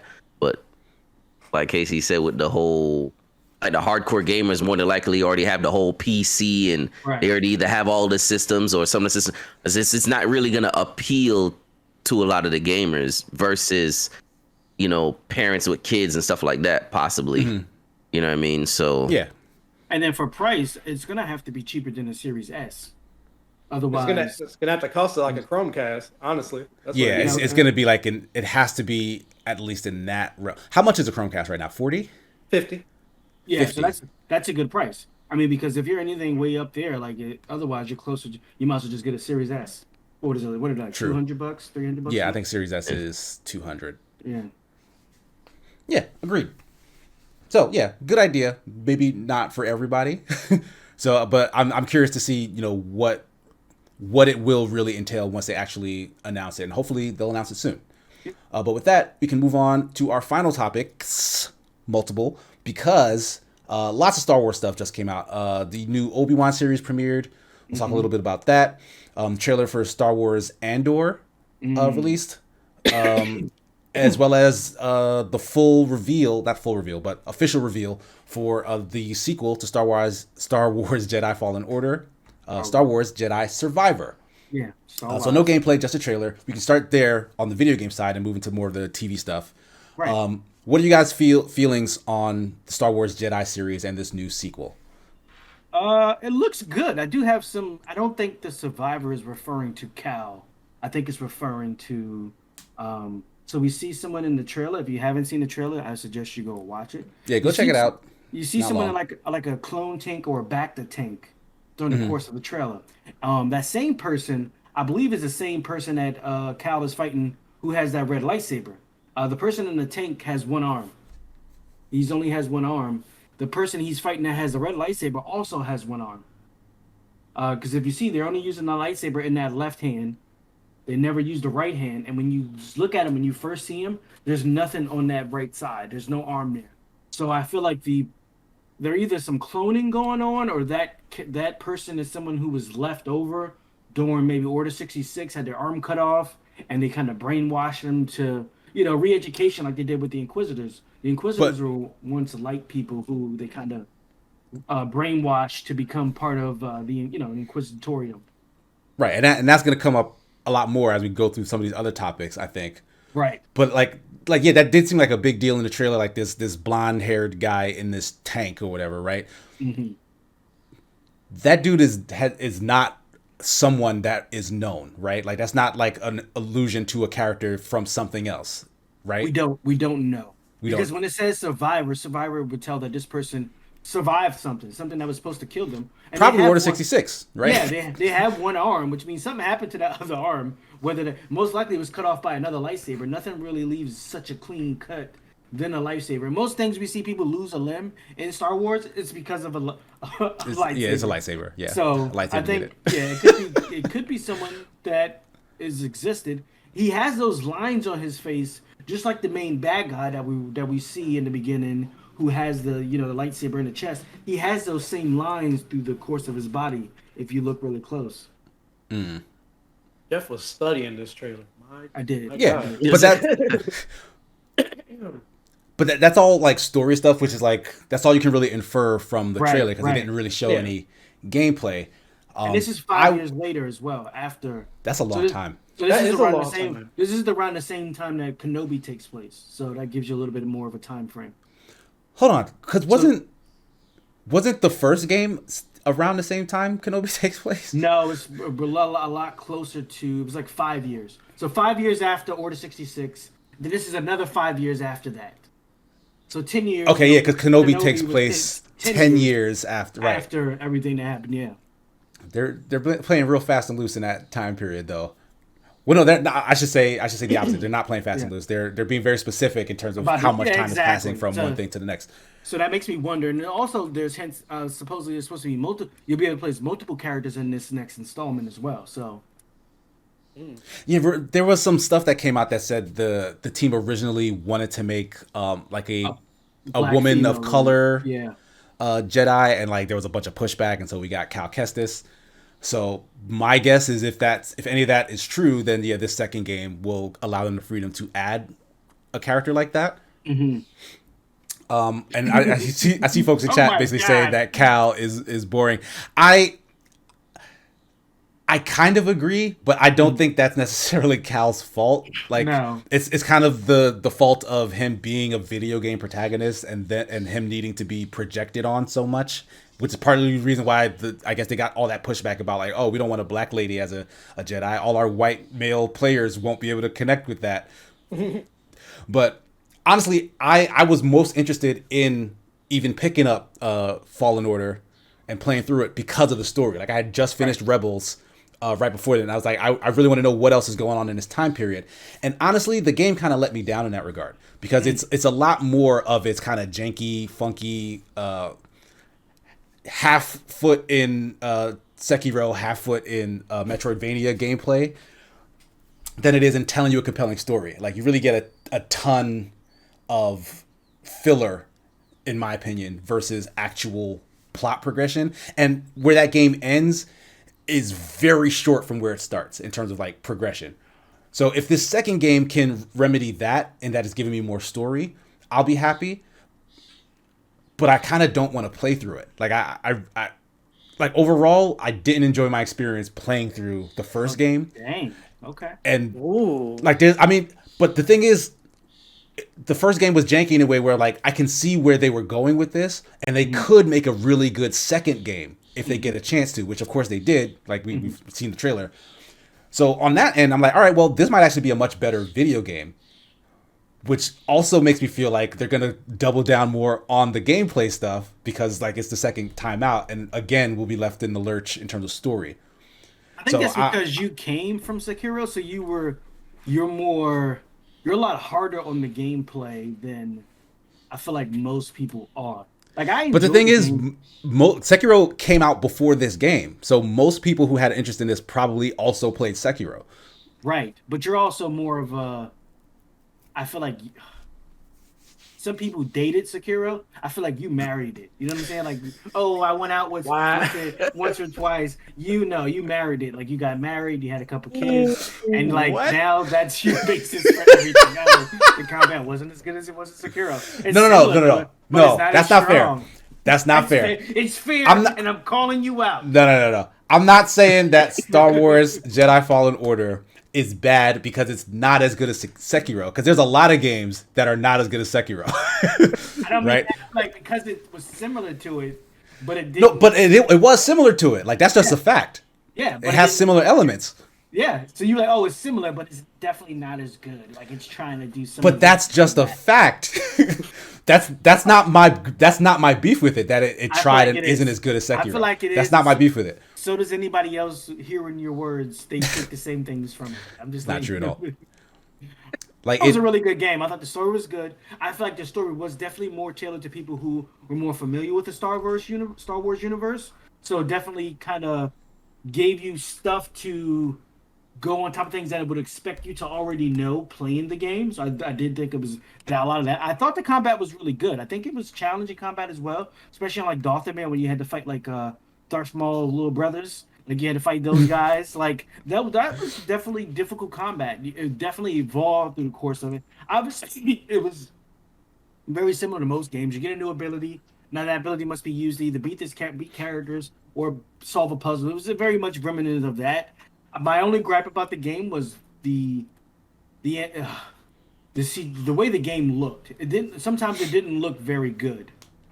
Like it's really like the one chick. What's her name? Orlando Bloom's sister. What's her name? Like oh my god, Deborah Wilson. Yes, they made her. You said that's Orlando Jones' sister. Oh my god.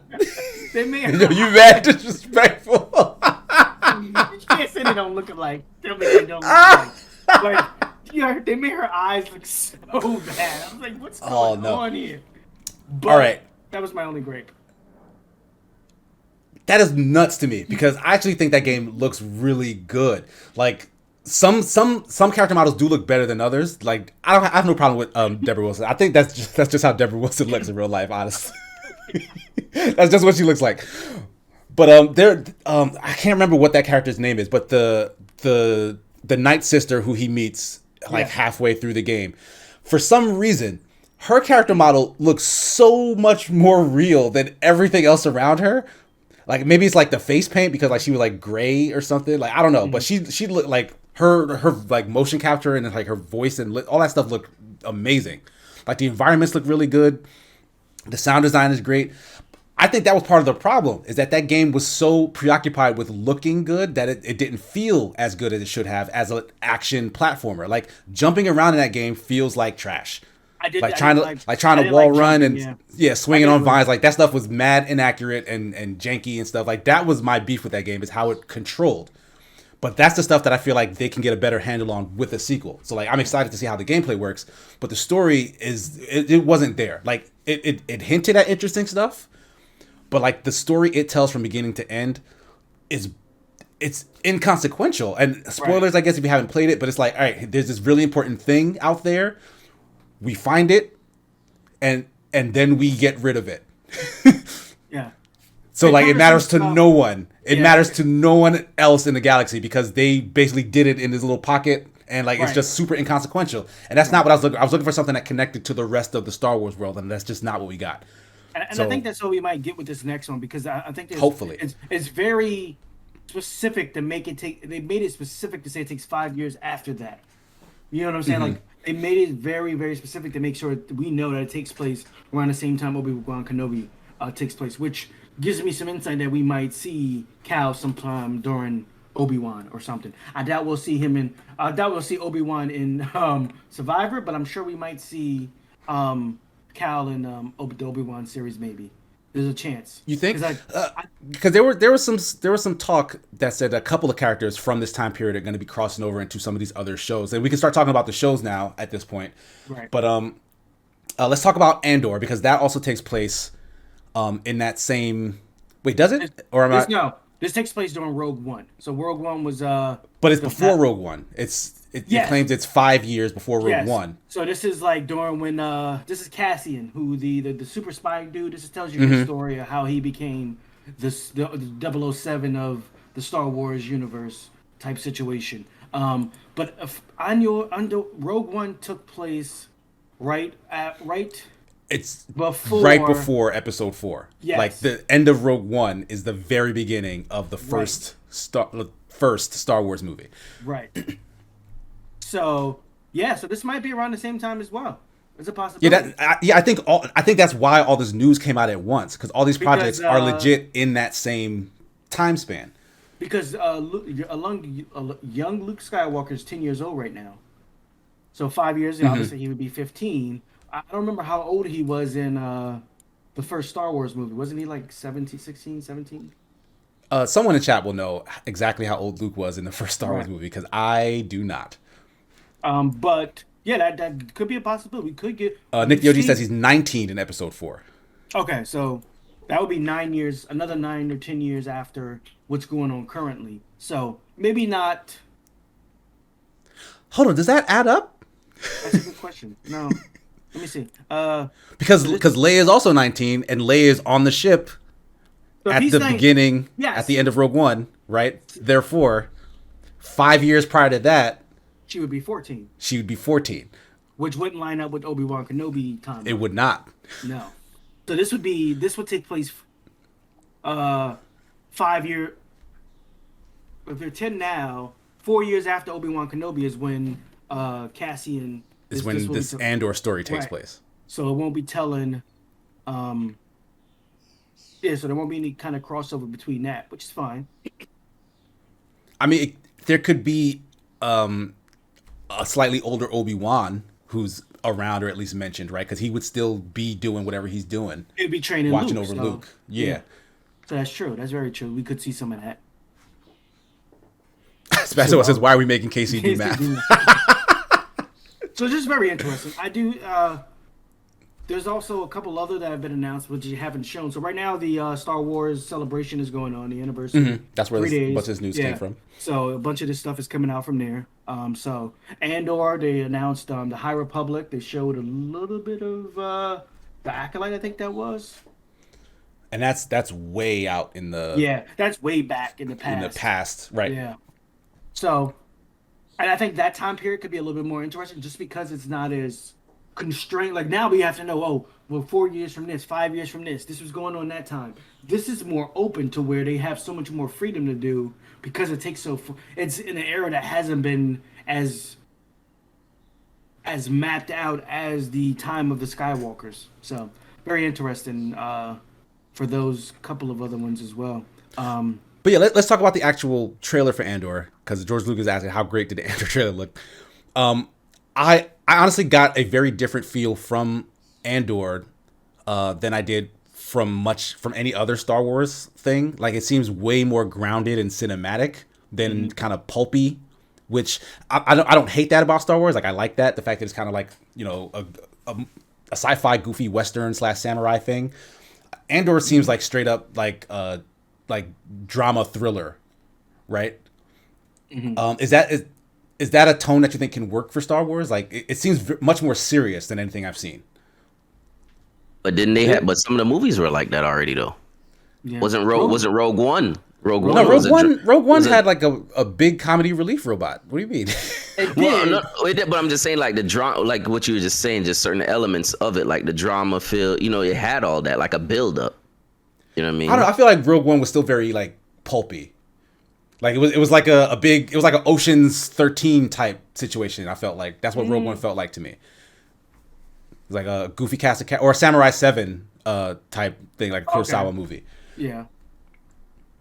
This is definitely going to be a little bit darker and more telling the struggles of the common people under the rule of the Imperials. So, and how some people don't have anything, and the people who have it all are the ones who are under the thumb of the Imperial. So this is definitely going to tell of a rebellion, obviously, which is what they are, because you see them hiding weapons and stuff. So they know if they get found with these weapons, what's going to happen. So it's them trying to, establish a legitimate Us versus force. them. Yeah, because otherwise, right now they don't have much. It's just a bunch of people around the universe who are displeased with the Empire. And how we come across the rebellion is all these people coming together who have the same mindset, who want to oppose the Empire. Yeah, Which is which I found interesting. The same plot as Star Wars Rebels, yeah, right. and there was mention that those characters may show up in not this, but Ahsoka Tano's show. Yeah, so they already announced that Sabine Wren is going to show up. They already have the character playing her.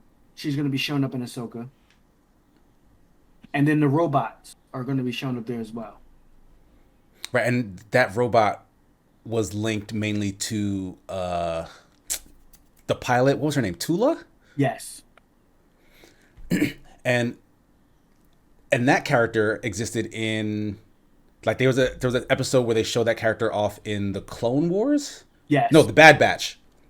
Okay, yeah. I know what in the Bad Batch, that character makes a reference. So it's like, we already knew all this stuff was linked, but these are some of the most concrete connections to like a lot of the animated stuff to this now live action stuff. Right. Especially since, I mean, Ahsoka was always a animated character who's now getting a full live. So it makes sense that she'd be the vehicle where all this other animated stuff now becomes canon. So I don't know. That stuff excites me because honestly, I really like this era of Star Wars, like the Clone Wars and now the post Clone Wars stuff continues to be compelling. And even though like I've complained in the past about them filling in way too many gaps, like this does feel like that, where it's like, okay, there's a gap of time. There's 10 years here. There's 15 years here. What happened in this 2 years? What happened in this 3 years? What happened in the next 4 years? I'm like, that gets really granular. But I can't deny that they've been doing a good job so far in filling in those little gaps with actually interesting story for Star Wars characters that you already know and like very much. Yeah. So I don't know. I'm excited. I had no idea what Andor was, but knowing what time period it takes place in is giving me excitement for that story. Right, and they've been doing a good job of having these characters who are live during stuff. Oh, whatever happened to that Cad Bane? Whatever happened to Cad Bane? And then he shows up in right. He was in Book of Boba Fett. So we don't know what happened to Kanan. Like we know. I'm sorry. Nick the OG said the pilot from Rebels is Hera. That's her name. That sounds right. Why did your name sound so much more? Where'd Tula come from? Yeah, I don't know where Tula came from. Somebody knows where Tula came from. I know Tula is a character name. Isn't that Yeah, Hera Syndulla. That was the girl that maybe that's what Aqualad was in love with in season 2 or 3. You're right. Yeah. That is the name of Aqualad's ex. That's where but yeah, Hera Syndulla is her name, says Deep Scrub. Okay. So that's probably where the connection linked. Yeah, I personally don't watch Star Wars too heavy. Every now and again, I'll watch like I think The Mandalorians was my last one. And I haven't started like Boba Fett or the rest of them yet, but I've always seen clips here and there. But one thing I do like what they do, and it kind of references to what we were talking about earlier with the games and the movies, how Disney is filling the gap of the timelines where people can like trace between the animated series and the movies and try to get a feel for all the characters, little and small. Small and big characters in there that played crucial roles, or some of the underlining tones that set up for some of the other, big movies and stuff like that. That's the stuff that I like to see how, so you can always go back and be like, you can fill in the gaps yourself eventually. If you're not a big Star Wars fan, you can actually see, stuff gradually happening here, there, and everywhere. Because I've seen all the movies and stuff, you know what I mean? And then watching The Mandalorian, okay, so check this out and watch the backstories and see what's going on with everybody else. You know what I mean? And when you have a big, movie like Star Wars, like it has so many gaps in there. You want to hear about like, all right, what does this character been, this character, that character, what's the subplot of this, and this. And now that they have the technology and everything to bring all that into play or have the characters to play into that, is a good thing to see. You know what I mean? It's kind of like sets the basis for if you're going to do something like this, you're gonna have to, kind of give people more to see along the line and not just the main stuff that everybody kind of knows about per se. Right. So And then the way it looks is amazing. I love how the Disney Plus series, like they spare no expense at the CGI, the graphics, like the way these set pieces look. They're like movie quality set pieces in the TV Right. show. Yeah, they, the TV shows have been doing, with the exception of Book of Boba Fett, because I've not watched that yet, so I can't really say. But the TV shows have been doing a really good job of keeping Star Wars, like the fan base, like happy and alive, where the movies have kind of fallen off in that regard. Right. But And they they've did shown announce, less focus on that too. yeah, they did announce that there's gonna be a new movie coming from Taika Waititi of all people, Right. who has not had a miss in theaters in quite a while, but he's more of a like comedy director. Right. He worked on some of the Mandalorian too, though. Did he? Yeah. Oh, I had no idea. But that's actually a good sign. Like I have no doubt that he's like a really good writer, really good director, and whatnot. But I'm curious, like, what kind of story would they hand off to him, and what time period do you think a new Star Wars movie will be hitting, or in your opinion, should be hitting? And we can probably put that as our final topic before we wrap things up here. Because at this point, the future in terms of Star Wars story doesn't really seem all that bright. Like they're looking in the past, they're going back and looking at the prequel stuff. Like they keep shoving Luke in our faces over and over again. Right. And they need to But, leave like, the Skywalker saga alone. I think they definitely need to move on from that. I feel like it's been bled as much as it's gonna be as it can be. Like you're not Right. getting any more out of that. So It's so kinda- what do you think can come next? Like what movie project do you, because the movies are a big deal for them. Like Right. that's gonna basically start probably a new line of plot and other spin-offs and whatnot, right? Right. Whatever the next movie thing is. So do you think it'll move forward? Do you think it'll touch I on think- some event in the past again, or High Republic? I think you should go back, and I think the to me the obvious thing to do is to focus on Revan. That's you name the movie's gonna focus on Revan, and that's gonna fill seats. Now, if it's good, it's gonna have to be good. But like that's if you want to get people back into the theaters watching Star Wars movies, bringing out a big name like that is gonna be Well, what. you're saying Revan is a big name. I don't know who Revan is. Can you explain to me and anybody else who does not know who I is thought you Revan in played Star Wars? Star Wars Old Republic. Knights of the Old Republic. I never finished the first game. Okay, so Revan was a Force user who was obviously super powerful. He wind up being seduced by a Dark Lord who he wind up going to the dark side. Him and another Jedi. They wind up. Actually, they were very prominent in. Revan was very prominent in the Mandalorian War. So when he was fighting Mandalore the Great, so that was a big thing. He wound up going to the dark side. He wound up coming back to the light side. In Old Republic, you play as the character, and it's your choice once you find out who you were, whether you're going to go back to that way or continue or go back to the Wait, light. is your character Revan? Yes. Oh, okay. So I never finished that game. Sorry for spoilers. There's going to be a remake that comes out at some point, right? But I thought that Revan was a character in the game, and you were just like a cipher that you meet Revan with. I didn't know that you played as hear Revan. about him, but you come to find out that you are him. And he's like, oh, okay. I'm really this Dark Lord. Like, okay, do I embrace that or do I go against it? So, yeah, that's the game. Interesting. And so you want, so that is a video game character who may Yeah. possibly be made into Darth Star Revan, Wars lore. Revan, Darth Malak, they were Darth around the same time. They were very Darth around the same time. So. Because there's been zero mention of Revan as a character in any Star Wars thing that's considered canon today, right? Right. So that was the thing that they did, which gives them so much room is when they came on, they made everything legend. So everything, all this stuff isn't part of canon, but it's still stories that can be told. You know what I'm saying? Like this, when they took over the franchise, that was something they did so that way it gives them freedom to tell, the stories that they want to tell. And And I love that they still do the research into all this other stuff and possibly use some of it and possibly not. But it still, stays within the parameters of what Star Wars is. You know what I'm saying? Yeah, I appreciate that because there's stuff in books that they keep pulling from for like the TV shows and the animated stuff. And like they're slowly reintroducing pretty much everything that fans have liked from the old stuff, but just in a way that fits their new path, I guess. So like, given enough time, we'll probably get everything that was there. Because that was my assumption when they announced this remake of the Old Republic. Anyway, was that they were gonna tweak what they needed to make all of that canon once again. So it'd be interesting if we get, because I don't know when this game or this new movie is going to come out, but it'll be interesting if we get them around the same time, where it's like, okay, this is a new big character, not new, but new Star Wars character that has an interactive thing that you can go through where you learn their story, and then you can watch them on the big screen and learn their story too. Right. Like that's just good synergy, and they probably won't scoff at that. But yeah, any other Star Wars stuff you guys want to bring up? We haven't talked about the Obi-Wan premiere yet. I haven't seen it, so. All right, that's fine. Ash hasn't seen it. I haven't seen it. I just saw snippets. I could build a house of the things Ash hasn't seen. That's correct. I mean, I'll just say this. I think it's off to a good start. Yeah, I agree. It does a Like great 2 job episodes are out. capturing that time period in the uncertainness and the despair of everything that's going on. It does a great job of capturing.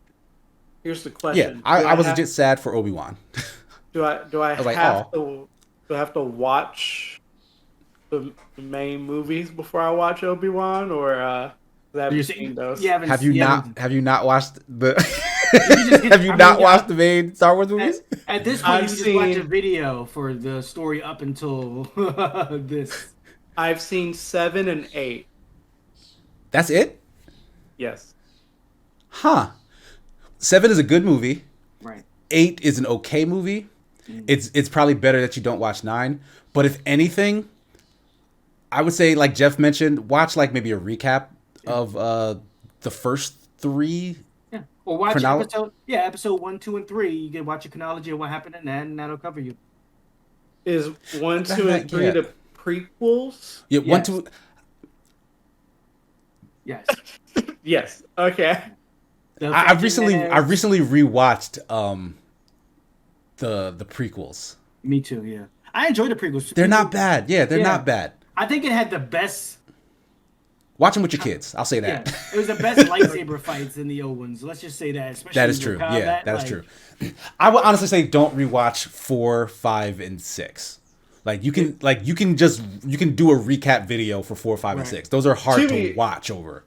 To be fair, for everyone in the chat who Nick, yes, that's why Jeff said he could build a house based off the stuff I haven't seen. But I know a lot of the plot for the movies because I've seen a lot of parodies of the movies. You know, like the Family Guy parody, the shit like I play some of the games, so I know like main events. Yeah, you can get the gist of most of the story from stuff like that.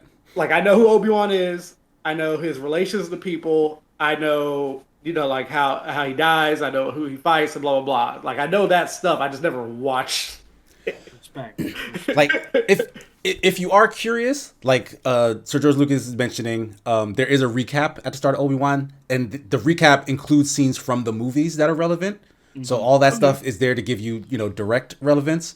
But if you're really interested, watch the Clone Wars. There's a lot of it, but that's probably the best primer for the events. Yeah, that's the animated one. Honestly, the best Star Wars thing to Star Wars. I've seen not nearly. I could probably count on my hand how many episodes of that. That's the one where it's like Anakin, Ahsoka. Yeah, it's Obi-Wan, Anakin, right? Ahsoka, and Obi-Wan. Yeah. Those.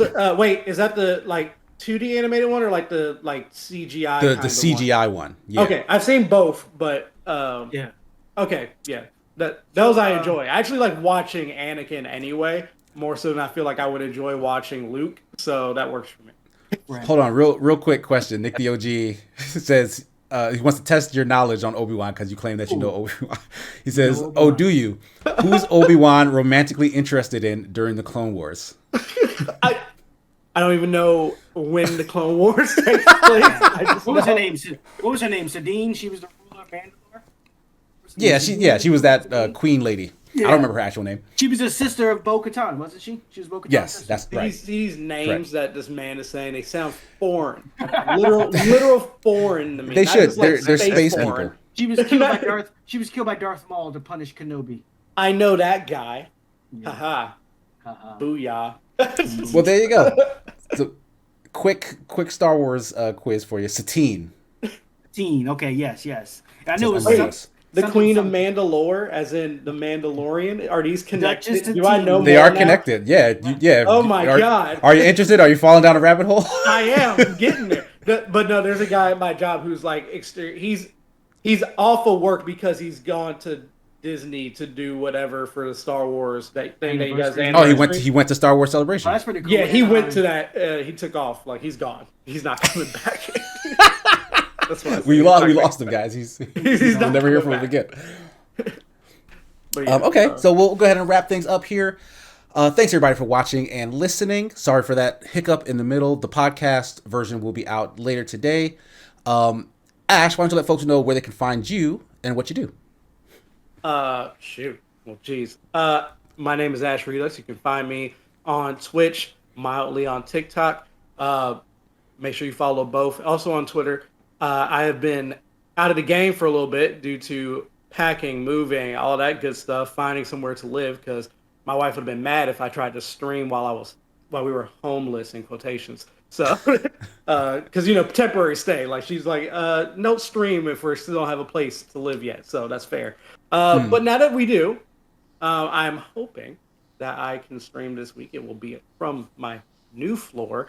But until I get a desk where I'll be setting up in the basement, I got people coming in to this Tuesday to put a hardwire connection to the basement, so that way I can stream whenever I want and not disturb anyone else in the house, because they will be asleep on the top floor and I will be 2 floors beneath them in a basement, so I can how to scream do it, man. my head off.